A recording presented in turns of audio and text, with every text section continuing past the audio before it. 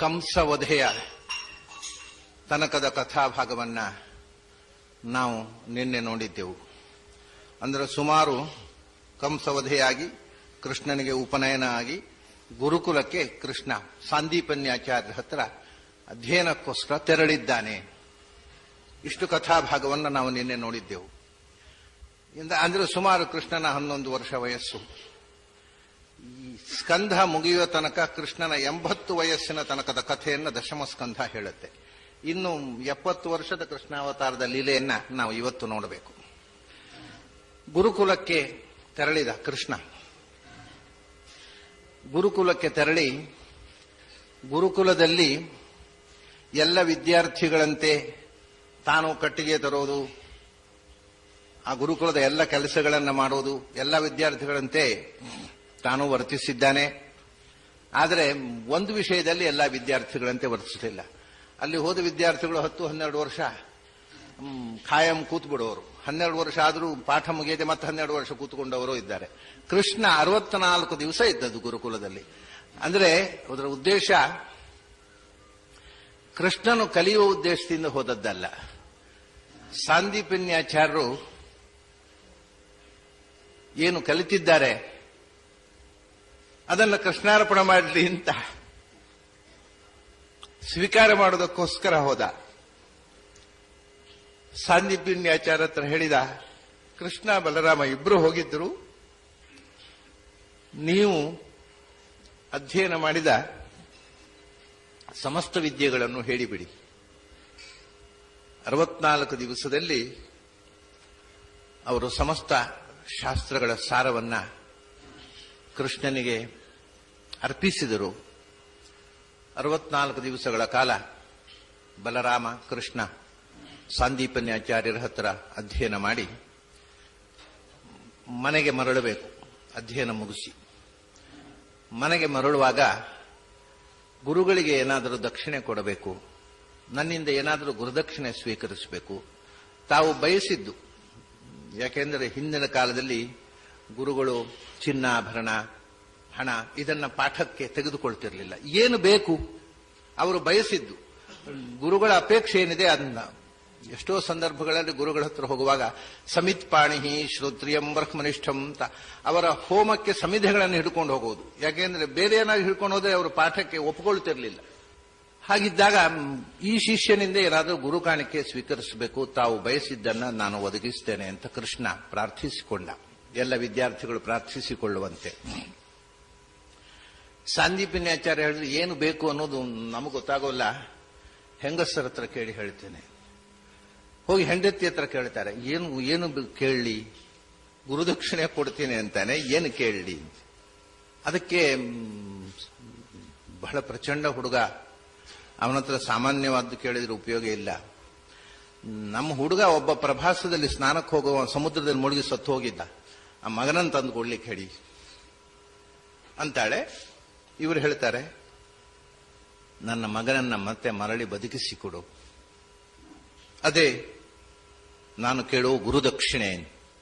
ಸರಿ ಅಂತ ಕೃಷ್ಣ ಬಲರಾಮರು ಪ್ರಭಾಸ ಸಮುದ್ರ ತೀರಕ್ಕೆ ಹೋಗ್ತಾರೆ. ಸಮುದ್ರ ರಾಜನ ಹತ್ರ ಹೇಳ್ತಾರೆ, ನಿನ್ನಲ್ಲಿ ಸ್ನಾನಕ್ಕೆ ಬಂದ ಹುಡುಗ ಅದೃಶ್ಯನಾಗಿದ್ದ, ಅವನು ಮತ್ತೆ ಮೇಲೆ ಬರಲಿಲ್ಲ, ಆ ಹುಡುಗನನ್ನು ಮರಳಿ ಕೊಡು. ಇದು ನಡೆದು ಹಲವು ಸಮಯ ಆಗಿದೆ, ಸತ್ತದ್ದೇನೋ 1-2 ದಿವಸದ ಕೆಳಗಲ್ಲ, ವರ್ಷಗಳ ಕಾಲ ಸಂದಿದೆ.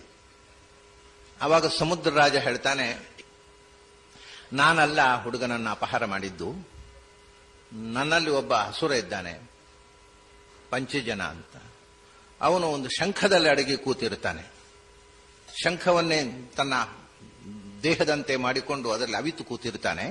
ಅವನು ಆ ಹುಡುಗನನ್ನ ಅಪಹಾರ ಮಾಡಿ ಸಂಹಾರ ಮಾಡಿದ್ದಾನೆ.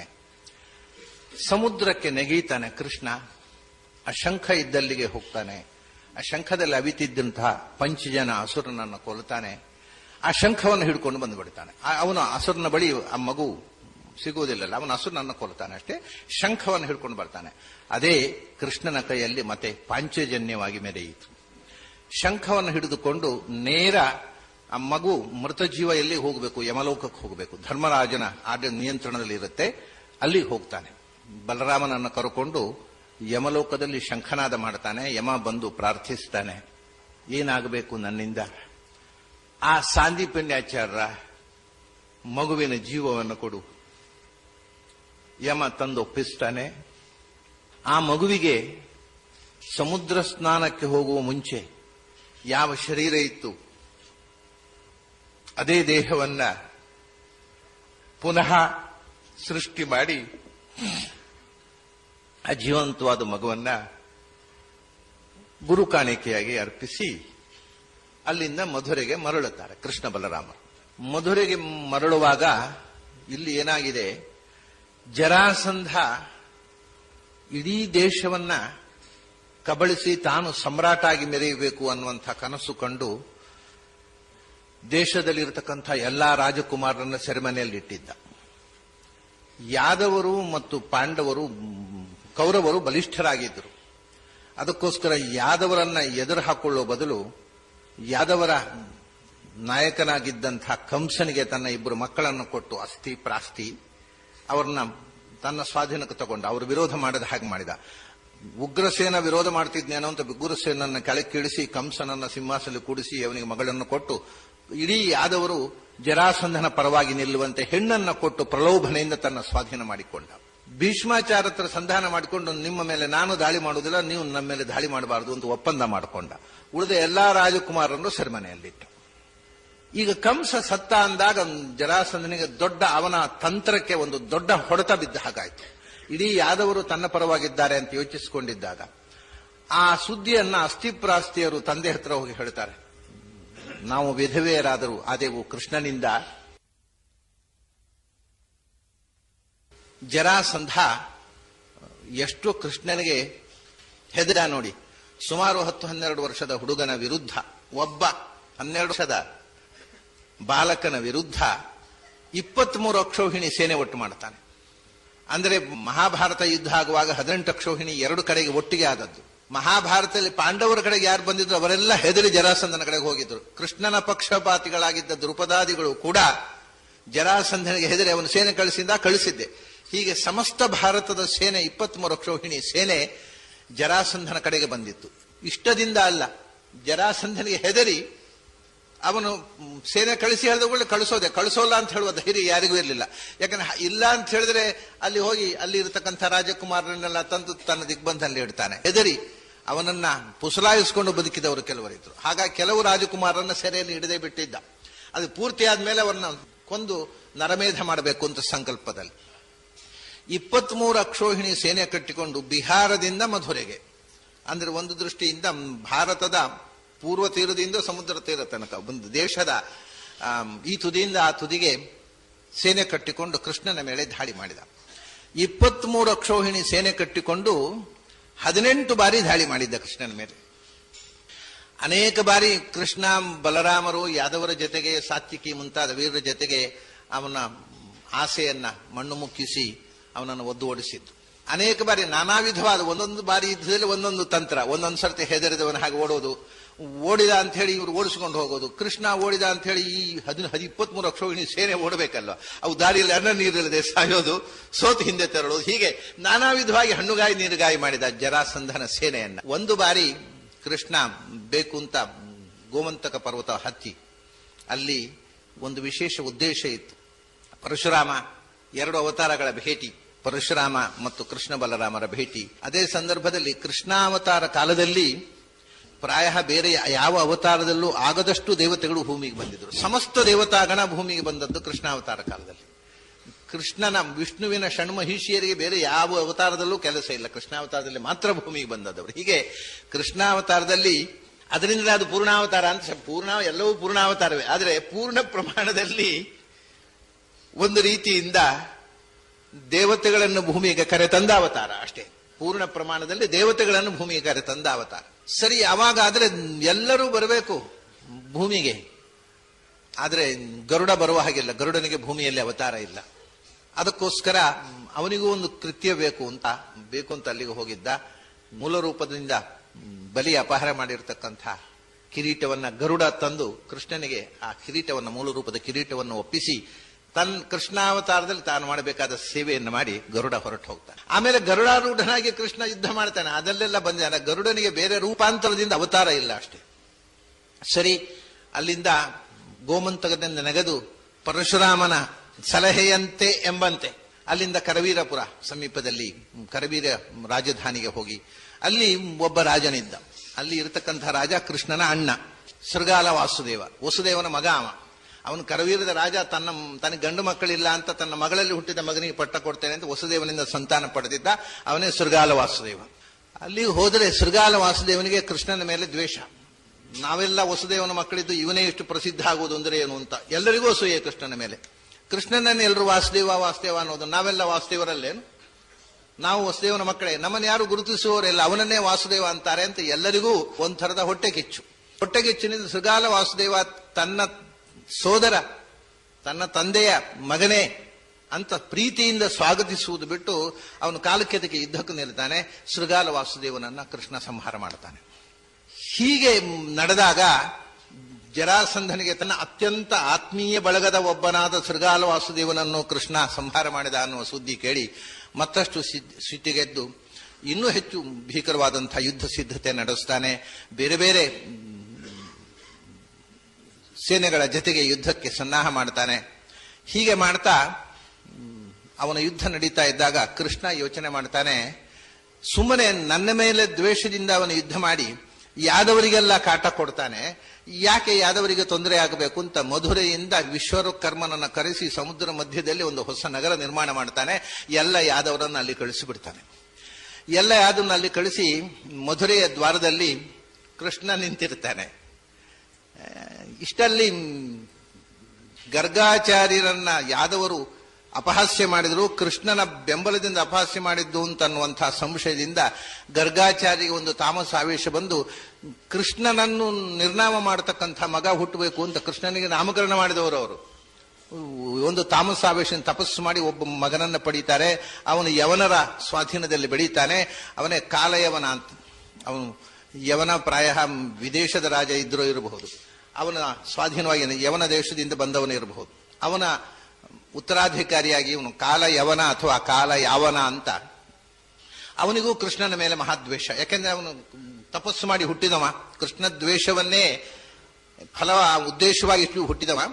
ಅವನು ಜರಾಸಂಧನನ್ನ ನಾನು ಬೆಂಬಲಿಸ್ತೇನೆ, ಒಂದು ಕಡೆ ನೀನು ಮುತ್ತಿಗೆ ಹಾಕು, ಒಂದು ಕಡೆ ನಾನು ಮುತ್ತಿಗೆ ಹಾಕ್ತೇನೆ, ಕೃಷ್ಣನನ್ನ ಎದುರಿಸಿಬಿಡೋಣ, ಈ ಸರ್ತಿ ನಾವು ಸೋಲಬಾರದು ಅಂತ ತೀರ್ಮಾನ ಮಾಡಿ ಕಾಲನ ತನ್ನ ಮಹಾಸೇನೆಯನ್ನು ಕಟ್ಟಿಕೊಂಡು ಮಧುರೆಗೆ ಮುತ್ತಿಗೆ ಹಾಕ್ತಾನೆ. ಮಧುರೆಯಲ್ಲಿ ಯಾರೂ ಇಲ್ಲ, ಕೃಷ್ಣ ಮಾತ್ರ ಒಬ್ಬರೇ ನಿಂತಿದ್ದಾನೆ.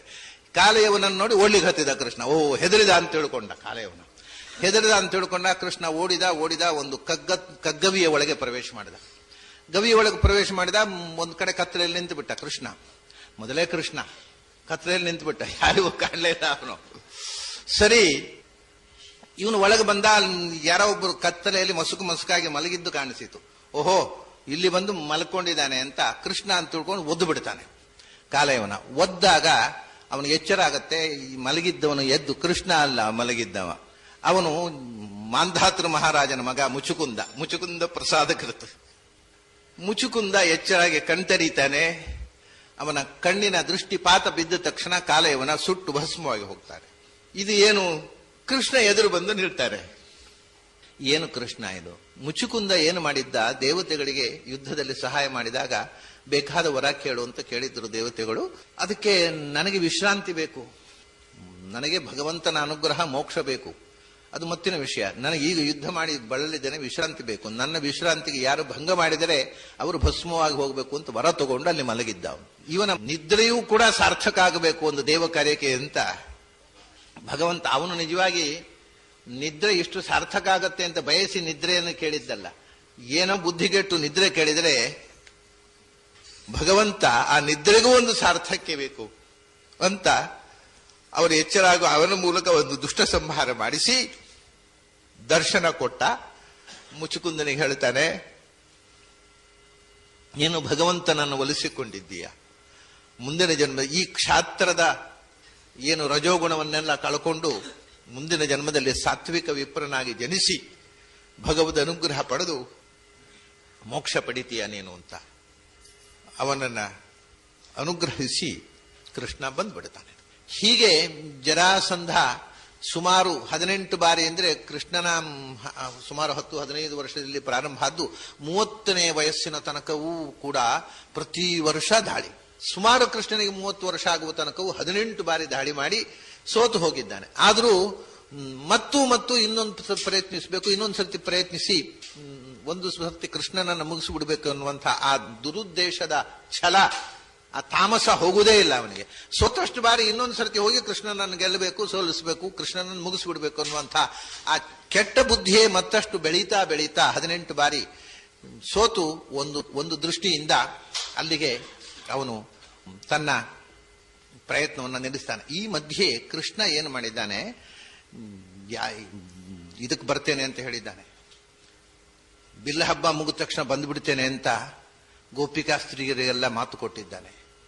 ಈ 30 ವರ್ಷ ತನಕಲ್ಲ, ಮಧ್ಯದಲ್ಲಿ ಪ್ರಾರಂಭದಲ್ಲೇ ಇದು ಯುದ್ಧ ನಡೀತಾ ಇದ್ವಿ ಅಂದ್ರೆ ಆ ಕಡೆಯಿಂದ ಒಂದು ಕಡೆಯಿಂದ ಉದ್ಧವನನ್ನ ನಂದಗೋಕುಲಕ್ಕೆ ಕಳಿಸಿ ನನ್ನ ಯೋಗಕ್ಷೇಮವನ್ನು ಹೇಳಿ ಅವರನ್ನು ವಿಚಾರಿಸಿಕೊಂಡು ಬಾ ಅಂತ ಉದ್ಧವನನ್ನ ಕಳಿಸಿದ್ದಾನೆ. ಉದ್ಧವನ್ನು ಕಳಿಸಿದಾಗ ಮುತ್ತಿಗೆ ಹಾಕಿ ಗೋಪಿಕಾಸ್ತ್ರೀಯರು, ಎಲ್ಲಿ ನಮ್ಮ ಕೃಷ್ಣ, ಯಾಕೆ ಕೃಷ್ಣನನ್ನು ಕರ್ಕೊಂಡು ಬರಲಿಲ್ಲ, ನಮಗೆ ನಮ್ಮ ಕೃಷ್ಣ ಬೇಕು ಅಂತ ಅವರು ಕಣ್ಣೀರು ಸುರಿಸ್ತಾರೆ. ಅವಾಗ ಉದ್ಧವ ಹೇಳ್ತಾನೆ, ಅಹೋ ಯೂಯಂ ಸ್ಮ ಪೂರ್ಣಾರ್ಥ ಭವತ್ಯೋ ಲೋಕಪೂಜಿತಾಃ ವಾಸುದೇವೇ ಭಗವತಿ ಯಾಸಾಮಿತ್ಯರ್ಪಿತಾ ಮತಿಃ.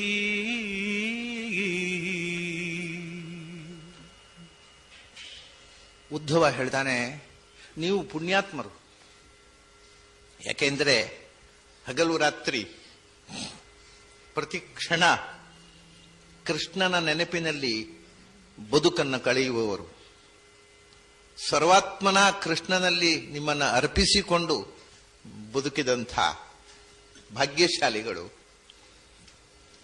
ಕೃಷ್ಣ ಹೇಳಿದ್ದಾನೆ, ನಾನು ನಿಮ್ಮಿಂದ ದೂರ ಆಗಲಿಲ್ಲ ಅಂತ, ನಿಮ್ಮ ಒಟ್ಟಿಗೆ ಇದ್ದೇನೆ ಅಂತ ಹೇಳಿದ್ದಾನೆ.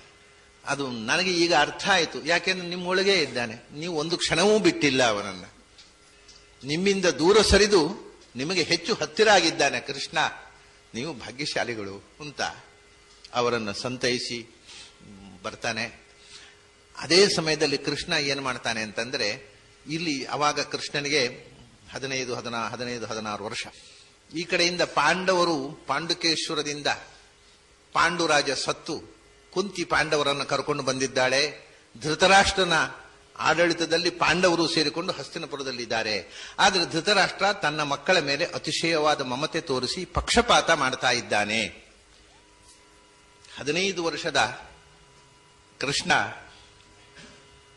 ಅಕ್ರೂರನನ್ನು ಕಳಿಸಿಕೊಡ್ತಾನೆ ಧೃತರಾಷ್ಟ್ರನ ಬಳಿಗೆ. ಕಳಿಸಿಕೊಟ್ಟು, ನೋಡಪ್ಪ, ಹೀಗೆ ಪಕ್ಷಪಾತ ಮಾಡಬಾರದು, ನಿನ್ನ ತಮ್ಮನ ಮಕ್ಕಳನ್ನ ನಿನ್ನ ಮಕ್ಕಳನ್ನ ಚೆನ್ನಾಗಿ ನೋಡಿಕೋ, ಪಕ್ಷಪಾತ ಮಾಡಿ ಮುಂದೆ ದುರಂತಕ್ಕೆ ಕಾರಣ ಆಗಬೇಡ ಅಂತ ಹೇಳಿ ಕಳಿಸ್ತಾನೆ. ಧೃತರಾಷ್ಟ್ರ ಮಗ ಆಗಿ ಹುಟ್ಟಿದ್ದ ಕಲಿ, ದುರ್ಯೋಧನ ಆಗಿ. ಅವನು ಹೊರಗಿನಿಂದ ಮಗ ಆಗಿ ಒಳಗಿನಿಂದ ಕಲಿಯಾಗಿ ಅವನ ತಲೆ ಒಳಗೆ ಕೂತು ಕಾರ್ಬಾರ್ ಮಾಡಿ ಅಪ್ಪನ್ನ ತಾನು ಹೇಳಿದ ಕೇಳುವಂತೆ ವಶೀಕರಿಸಿಕೊಂಡಿದ್ದ. ಧೃತರಾಷ್ಟ್ರ ಏನು ಹೇಳ್ತಾನೆ ಗೊತ್ತಾ, ಹೌದು, ನಾನು ಪಕ್ಷಪಾತ ಇಲ್ಲದೆ ನೋಡಬೇಕು, ಆದ್ರೆ ನಮ್ಮ ಕೈಲಿ ಏನುಂಟು, ಎಲ್ಲ ದೈವೇಚ್ಛೆ, ದೇವರು ನಡೆಸಾಗತ್ತೆ ಅಂತಾನೆ. ದೇವರು ಒಳ ಕೂತು ಏನು ಪ್ರೇರಣೆ ಮಾಡಿದ್ನೋ ಹಾಗೆ ಆಗತ್ತೆ, ನನ್ನ ಕೈಲಿ ಏನಿದೆ ಅಂತ ಒಂದು ರೀತಿಯಿಂದ ರಾಜಕೀಯದ ಮಾತನ್ನಾಡ್ತಾನೆ. ಸರಿ, ಅಕ್ರೂರನೇ ಗೊತ್ತಾಯ್ತು, ಈ ಮುದುಕನಿಗೆ ಬುದ್ಧಿ ಹೇಳಿ ಉಪಯೋಗ ಇಲ್ಲ, ಇವನು ಮಗನ ಪಕ್ಷಪಾತವನ್ನು ಬಿಡುವ ಲಕ್ಷಣ ಇಲ್ಲ ಅಂತ ಅಲ್ಲಿ ಸ್ವಲ್ಪ ಸಮಯ ಇದ್ದು ಎಲ್ಲರ ಬಂಧುಗಳನ್ನ ನೋಡಿಕೊಂಡು ಅವನಿಗೆ ಹೇಳಬೇಕಾದ ಕೃಷ್ಣನ ಸಂದೇಶವನ್ನು ಮುಟ್ಟಿಸಿ ಭೀಮಾರ್ಜುನರು ಸಹದೇವರ ಜೊತೆಗೆ ಅವನು ಮಥುರೆಗೆ ಬಂದುಬಿಡ್ತಾನೆ. ಮಧುರೆಯಲ್ಲಿ ಭೀಮ ಬಲರಾಮನ ಹತ್ರ ಗದಾಯುದ್ಧವನ್ನು ಅಭ್ಯಾಸ ಮಾಡ್ತಾನೆ, ಅರ್ಜುನ ಶಸ್ತ್ರ ಧನುರ್ವಿದ್ಯೆಯನ್ನು ಅಭ್ಯಾಸ ಮಾಡ್ತಾನೆ, ಉದ್ಧವನ ಹತ್ರ ಸಹದೇವ ನೀತಿಶಾಸ್ತ್ರವನ್ನು ಅಭ್ಯಾಸ ಮಾಡ್ತಾನೆ. ಹಾಗೆ ಸ್ವಲ್ಪ ಕಾಲ ಅಲ್ಲಿ ಇರ್ತಾರೆ ಪಾಂಡವರು ಕೃಷ್ಣನ ಬಳಿ ಈ ಅಧ್ಯಯನ ಮಾಡಿಕೊಂಡು. ಇದು ಒಂದು ಘಟ್ಟ.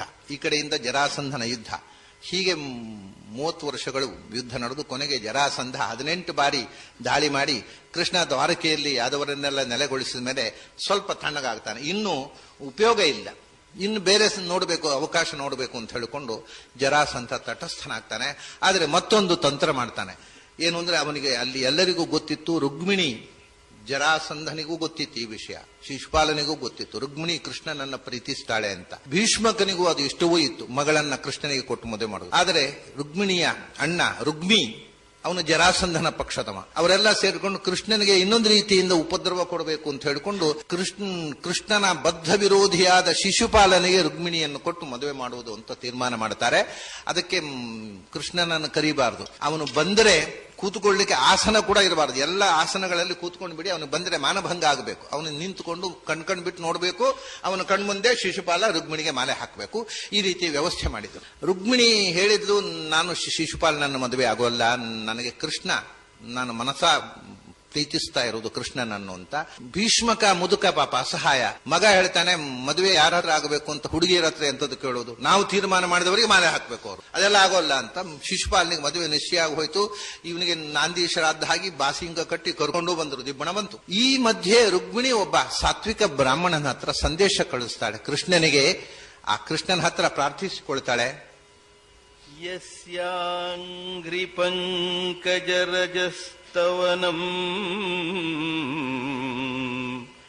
ಮಹಾಂತೋ ವಾಂಛಂತಿ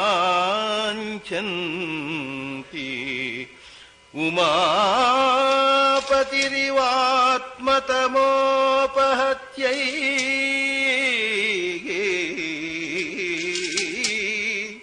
ಯದ್ಯಂಬುಜಾಕ್ಷ ನ ಲಭೇಯ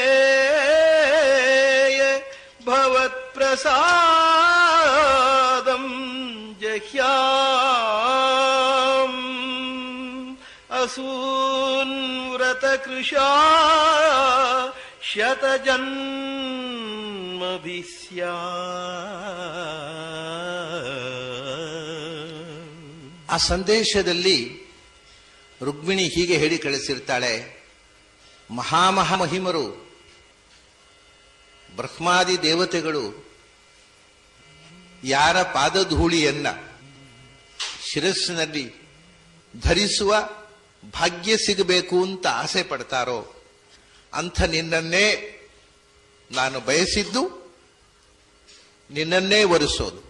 ಒಂದು ವೇಳೆ ಅದು ಸಾಧ್ಯ ಆಗದೇ ಇದ್ದರೆ ನಾನು ದೇಹತ್ಯಾಗ ಮಾಡ್ತೇನೆ, ಹೊರತು ಶಿಶುಪಾಲನನ್ನು ವರಿಸುವುದಿಲ್ಲ. 100 ಜನ್ಮಗಳಲ್ಲಿ ತಪಸ್ಸು ಮಾಡ್ತೇನೆ, ಆಮೇಲಾದ್ರೂ ನೀನು ಸಿಗದ್ರೆ ಅದಕ್ಕೋಸ್ಕರ 100 ಜನ್ಮ ಕಾಯ್ತೀನಿ, ಹೊರತು ಅಯೋಗ್ಯನನ್ನ ನಾನು ಕೈ ಹಿಡಿಯುವುದಿಲ್ಲ, ನನ್ನನ್ನು ರಕ್ಷಿಸು ಅಂತ ಪ್ರಾರ್ಥನೆಯನ್ನ ಆ ಬ್ರಾಹ್ಮಣನ ಮೂಲಕ ಸಂದೇಶವನ್ನ ಕಳಿಸ್ತಾಳೆ. ಕೃಷ್ಣ ತಕ್ಷಣ ಆ ಬ್ರಾಹ್ಮಣ, ನೀವು ಬೇಗ ಹೋಗಿ ನಾನು ರುಕ್ಮಿಣಿಯನ್ನ ರಕ್ಷಿಸ್ತೇನೆ ಅನ್ನುವ ಸುದ್ದಿಯನ್ನ ಅವಳಿಗೆ ಹೇಳಿ ನಾನು ನಿಮ್ಮ ಹಿಂದೆ ಬರ್ತೇನೆ ಅಂತ ಆ ಬ್ರಾಹ್ಮಣನ ಮುಂದೆ ಕಳಿಸ್ತಾನೆ. ಇಲ್ಲಿ ಮದುವೆ ಮಂಟಪ ಸೇರಿದ್ದಾರೆ ಎಲ್ಲ. ರುಕ್ಮಿಣಿ ಕಾಯ್ತಾ ಇದ್ದಾಳೆ, ಸಂದೇಶ ಹಿಡ್ಕೊಂಡು ಹೋದ ಬ್ರಾಹ್ಮಣ ಯಾಕೆ ಬರ್ತಾ ಇಲ್ಲ, ಇನ್ನೇನು ಮದುವೆ ಮುಹೂರ್ತ ಸಮೀಪಿಸ್ತಾ ಇದೆ, ಏನಾಗಿ ಬಿಡುತ್ತೋ ಅಂತ ಇದ್ದಾಗ ಓಡೋಡಿ ಬರ್ತಾನೆ ಆತ. ಬಂದು ಹೇಳ್ತಾನೆ, ಕೃಷ್ಣ ನಿನ್ನನ್ನು ರಕ್ಷಣೆ ಮಾಡುತ್ತೆ, ನೀನೇನು ಗಾಬರಿ ಆಗೋದು ಬೇಡ.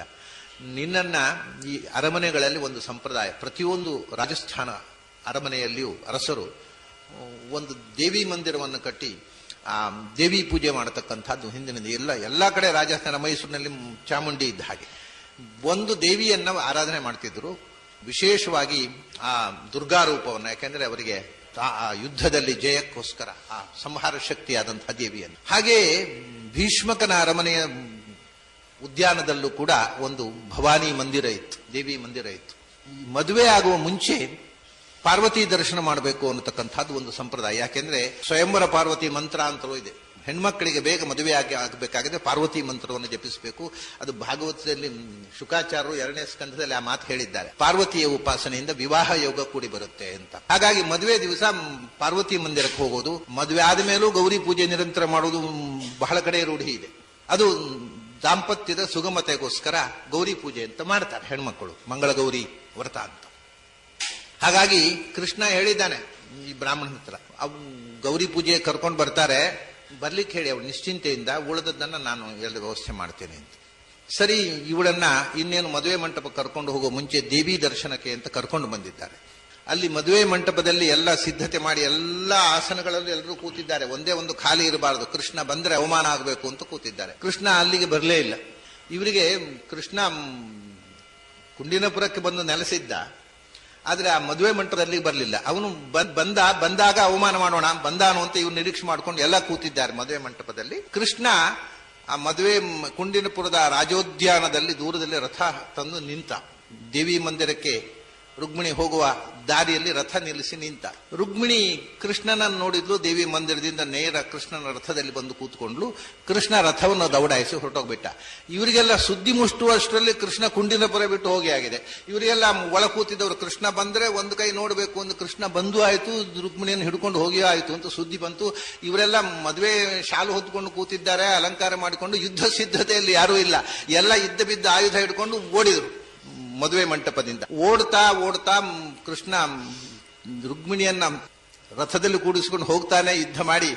ಅಷ್ಟರಲ್ಲೇ ಕೃಷ್ಣ ಒಬ್ಬನೇ ಹೋಗಿದ್ದಾನೆ ಅಂತ ಬಲರಾಮ ಬೇರೆ ಬಂದಿದ್ದಾರೆ ಗಾಡಿ ಹಿಡ್ಕೊಂಡು, ಕೃಷ್ಣನ ಜತೆಗೆ ತನ್ನದು ಬೆಂಬಲಕ್ಕೆ ಇರಬೇಕು ಅಂತ. ಸರಿ, ಎಲ್ಲರನ್ನ ಯುದ್ಧದ ಅಲ್ಲಿ ಬಂದಿರತಕ್ಕಂಥ ಮಹಾಮಹಾರಥಿಕರನ್ನ ಜರಾಸಂಧಾದಿಗಳೆಲ್ಲ. ಆದರೆ ರುಗ್ಮಿಗೆ ಮಾತ್ರ ತಾನು ನಿಶ್ಚಯ ಮಾಡಿದ ಮದುವೆ ತಪ್ಪಿತಲ್ಲ, ಶಿಶುಪಾಲನಿಗೆ ಅವಮಾನ ಆಯಿತು ತನ್ನಿಂದ ಅಂತ ಅವನು ಬೆನ್ನು ಹತ್ತಿ ಭಯಂಕರವಾಗಿ ಹೋರಾಡ್ತಾನೆ. ಆವಾಗ ಕೃಷ್ಣ ರುಗ್ಮಿಯನ್ನ ಜುಟ್ಟು ಹಿಡಿದು ಕತ್ತಿ ಎತ್ತುತ್ತಾನೆ. ರುಗ್ಮಿಯ ತಲೆ ತರಿಸಿ ಬಿಡ್ತೇನೆ ಅನ್ನುವಂಥ ಕೋಪಾಟೋಪವನ್ನ ತೋರಿಸ್ತಾನೆ. ದಯವಿಟ್ಟು ನನ್ನ ಅಣ್ಣನನ್ನ ಕೊಲ್ಲಬೇಡಿ ಅಂತಾಳೆ ರುಗ್ಮಿ. ಕಡೆಗೆ ಅಷ್ಟಕ್ಕೆ ಅವನ ತಲೆ ಬೋಳಿಸಿ ಕಳಿಸಿಬಿಡ್ತಾನೆ ಕೃಷ್ಣ. ಕತ್ತಿ ಎತ್ತಿದ ಕತ್ತಿಯಲ್ಲಿ ಅವನ ತಲೆಯ ಕೂದಲುಗಳನ್ನೆಲ್ಲ ಬೋಳಿಸಿ ಅವನನ್ನು ವಿಕಾರಗೊಳಿಸಿ ಕಳಿಸಿಬಿಡ್ತಾನೆ. ಅವಮಾನಿತನಾದ ರುಗ್ಮಿ ಇನ್ನು ಮೇಲೆ ನಾನು ಈ ವಿದರ್ಭ ದೇಶದ ರಾಜಧಾನಿಯನ್ನು ಪ್ರವೇಶ ಮಾಡುವುದಿಲ್ಲ ಅಂತ ಭೋಜಕಟ್ಟದಲ್ಲಿ ಹೋಗಿ ಕೂತ್ಕೊಂಡು ಬಿಟ್ಟ. ಇನ್ನು ಸೇಡು ತೀರಿಸದೆ ನಾನು ಮತ್ತೆ ರಾಜ್ಯಕ್ಕೆ ಬರುವುದಿಲ್ಲ ಅಂತ ಹೊರಟು ಹೋದ. ರುಕ್ಮಿಣಿಯನ್ನು ಕರ್ಕೊಂಡು ಹೋಗಿ ದ್ವಾರಕೆಯಲ್ಲಿ ಸಂಭ್ರಮದಲ್ಲಿ ರುಕ್ಮಿಣಿ ವಿವಾಹ ಆಯಿತು. ರುಕ್ಮಿಣಿ ವಿವಾಹ ಆದ ಮೇಲೆ ಸ್ವಲ್ಪ ಸಮಯ, ಬಹಳ ಸಮಯ ಏನೂ ಆಗಿಲ್ಲ, ಸ್ವಲ್ಪ ಸಮಯದಲ್ಲೇ ಒಂದು ಪ್ರಸಂಗ ನಡೆಯಿತು. ಅಲ್ಲಿ ಒಬ್ಬ ಸತ್ರಾಜಿತ್, ಅವನು ಸೂರ್ಯನನ್ನು ತಪಸ್ಸು ಮಾಡಿ ಸ್ಯಮಂತಕ ಮಣಿಯನ್ನು ಪಡೆದಿದ್ದ. ಬಹಳ ಅಭಿಮಾನ ಅವನಿಗೆ. ಸ್ಯಮಂತಕ ಮಣಿ ಅಂದರೆ ಅದು ಇದ್ದಲ್ಲಿ ಸಂಪತ್ತು, ಅಂಥ ಸಂಪತ್ಕರವಾದ ಮಣಿ, ಮಹಾಪ್ರಕಾಶಮಾನವಾದಂಥ ಮಣಿ. ಅದೊಂದು ಯಾರಿಗೂ ಇಲ್ಲದಂಥ ಸ್ಯಮಂತಕ ಮಣಿ ನನ್ನಲ್ಲಿದೆ ಅಂತ ಬಹಳ ಹೆಮ್ಮೆಯಿಂದ ಬೀಗ್ತಾ ಇದ್ದ. ಒಮ್ಮೆ ಏನಾಯಿತು, ಅವನ ತಮ್ಮ ಪ್ರಸೇನ, ಸತ್ರಾಜಿತನ ತಮ್ಮ, ಅವನ ಆ ಮಣಿಯನ್ನು ಕೊರಳಲ್ಲಿ ಹಾಕೊಂಡು ಬೇಟೆಗೆ ಹೋದವ. ಬರುವುದೇ ಇಲ್ಲ, ಅವನು ಮರಳಿ ಬರುವುದಿಲ್ಲ. ಏನೋ ದುರಂತ ಆಗೋಯ್ತು ಅಂತ ಇವ್ರಿಗೆ ಏನಾಯ್ತು ಅಂತ ಗೊತ್ತಿಲ್ಲ ಅಂತ ಹುಡುಕಿದ್ರೆ ಅವನು ಸಿಗ್ಲಿಲ್ಲ. ಈ ಸತ್ರಾಜಿತನಿಗೆ ಏನು ಸಂಶಯ ಗೊತ್ತಾ, ಸ್ಯಮಂತಕಮಣಿ ಅಂಥ ಒಂದು ಅಪೂರ್ವವಾದಂಥ ರತ್ನ, ಅದನ್ನು ಪ್ರಾಯ ಕೃಷ್ಣ ಬಯಸಿರಬೇಕು. ಅದನ್ನು ತನ್ನ ಬೇರೆ ಸಾಮಾನ್ಯದವರಿಗೆ ಅದನ್ನೆಲ್ಲ ಬಯಸುವ ಅಥವಾ ಅದನ್ನು ಸ್ವಾಧೀನ ಮಾಡಿಕೊಳ್ಳುವ ತಾಕತ್ತಿಲ್ಲ. ಇದು ಕೃಷ್ಣನದ್ದೇ ಕಾರ್ಯಕ್ರಮ. ಎಲ್ಲೋ ಹೋಗಿ ಆ ಮಣಿ ಕೊಡು ಅಂತ ಕೇಳಿರ್ಬೇಕು ನನ್ನ ತಮ್ಮನ ಹತ್ರ. ನನ್ನ ತಮ್ಮ ಕೊಡುವುದಿಲ್ಲ ಹೇಳಿರ್ಬೇಕು. ಅದಕ್ಕೆ ನನ್ನ ತಮ್ಮನನ್ನು ಕೊಂದು ಕೃಷ್ಣನೇ ಮಣಿ ಹಾರಿಸಿರಬೇಕು ಅಂತ ಗುಮಾನಿಯಿಂದ ಅಪಪ್ರಚಾರ ಮಾಡಿಬಿಟ್ಟ. ಇದು ಕೃಷ್ಣನದ್ದೇ ಇರಬೇಕು ಅಂತ ಒಂದು ಸುದ್ದಿ ಹಬ್ಬಿತು. ಕೃಷ್ಣನಿಗೆ ಈ ಸುದ್ದಿ ತಿಳಿದಾಗ ಇದರಿಂದ ಪರಿಮಾರ್ಜನೆ ಮಾಡಬೇಕು ಅಂತ ಅನ್ನತಕ್ಕಂಥ ರೀತಿಯಿಂದ, ನಿಮ್ಮ ಮಣಿ ನಿನ್ನ ತಮ್ಮ ಎಲ್ಲಿ ಹೋಗಿದ್ದಾನೆ ಅಂತ ನಾನು ಹುಡುಕಿಕೊಂಡು ಬರ್ತೇನೆ ಅಂತ ಯಾದವರನ್ನು ಕಟ್ಟಿಕೊಂಡು ಕಾಡಿಗೆ ಹೋದ ಕೃಷ್ಣ. ಪ್ರಸೇನ ಸತ್ತು ಬಿದ್ದ ಜಾಗಕ್ಕೆ ಹೋಗ್ತಾನೆ. ಪ್ರಸೇನನ ಮೃತ ಶರೀರ ಬಿದ್ದಿದೆ. ನೋಡ್ತಾನೆ, ಒಂದು ಸಿಂಹ ಅವನನ್ನ ಕೊಂದು ಅದರ ಉಗುರಿನಲ್ಲಿ ಆ ಮಣಿ ಸಿಕ್ಕಿಕೊಂಡು ಆ ಸಿಂಹ ಹೊರಟು ಹೋಗಿದೆ. ಸಿಂಹದ ಹೆಜ್ಜೆ ನೆತ್ತರ ಗುರಿತನ್ನು ನೋಡಿಕೊಂಡು ಒಂದು ಗುಹಾದ್ವಾರ ತನಕ ಹೋದದನ್ನು ಅಲ್ಲಿ ನೋಡ್ತಾನೆ. ಆ ಸಿಂಹವು ಸತ್ತು ಬಿದ್ದಿದೆ. ಸಿಂಹ ಕೊಂದಂಥ ಒಂದು ಕೊಲೆಯ ಗುರುತು, ಹೆಜ್ಜೆ ಗುರುತು ಗುಹಾದ್ವಾರದ ತನಕ ಇದೆ. ನೇರ ಕೃಷ್ಣ ಆ ಗುಹೆಯ ಒಳಗೆ ಹೋಗ್ತಾನೆ. ಗುಹೆಯ ಒಳಗೆ ಹೋದರೆ ಅಲ್ಲಿ ಜಾಂಬವಂತ ಇದ್ದಾನೆ. ಜಾಂಬವಂತ ಅವನು ರಾಮಾಯಣ ಕಾಲದಲ್ಲೇ ಮುದುಕ. ಆಮೇಲೆ ನೋಡಿ ಮುದುಕರಿಗೆ ಅವನೊಂದು ಮದುವೆ ಮಾಡಿಕೊಂಡ. ಮದುವೆ ಮಾಡಿಕೊಂಡು ಒಬ್ಳು ಮಗಳು ಹುಟ್ಟಿದ್ಲು. ಆಮೇಲೆ ಮತ್ತೊಂದು ಮಗು, ಅದು ತೊಟ್ಲಲ್ಲಿದೆ. ಇನ್ನು ದೊಡ್ಡ ಸಂಸಾರ ಮಾಡಿಬಿಟ್ಟಿದ್ದಾನೆ ಅವನು ಮುಂದೆ ಕೃಷ್ಣಾವತಾರ ಕಾಲದಲ್ಲಿ. ಇದು ಒಂದು ವಿಶೇಷ ಏನು ಅಂತಂದ್ರೆ, ಇದರಲ್ಲಿ ಒಂದು ವಿಶೇಷ ಪಾಠ ಇದೆ ನಮಗೆ. ನಾವು ಕಾಡಿಗೆ ಹೋಗ್ತೇವೆ, ಕಾಡು ಪ್ರಾಣಿಗಳು ಅಂತ ಬೇಟೆ ಆಡ್ತೇವೆ. ಭಾಗವತ ಹೇಳುತ್ತೆ, ಕಾಡಿನಲ್ಲಿ ಪ್ರಾಣಿಗಳ ರೂಪದಲ್ಲಿ ದೇವತೆಗಳೂ ಇರ್ತಾರೆ, ಪ್ರಾಣಿಗಳ ಹಾಗೆ ಇರ್ತಾರೆ, ಅದರಿಂದ ಎಚ್ಚರ ವಹಿಸುವಂತ. ಕಾಡು ಪ್ರಾಣಿಗಳ ಬೇಟೆಯಾಡುವವರಿಗೆ ಒಂದು ಪಾಠ ಇದು. ಕಾಡು ಪ್ರಾಣಿಗಳ ರೂಪದಲ್ಲಿ ದೇವತೆಗಳು ಸಂಚಾರ ಮಾಡ್ತಾ ಇರ್ತಾರೆ. ಯಾವುದು ನಿಜವಾದ ಪ್ರಾಣಿ, ಯಾವುದು ದೇವತೆಗಳ ರೂಪ ಅಂತ ಗೊತ್ತಾಗದೆ ದುಡುಕಬೇಡ.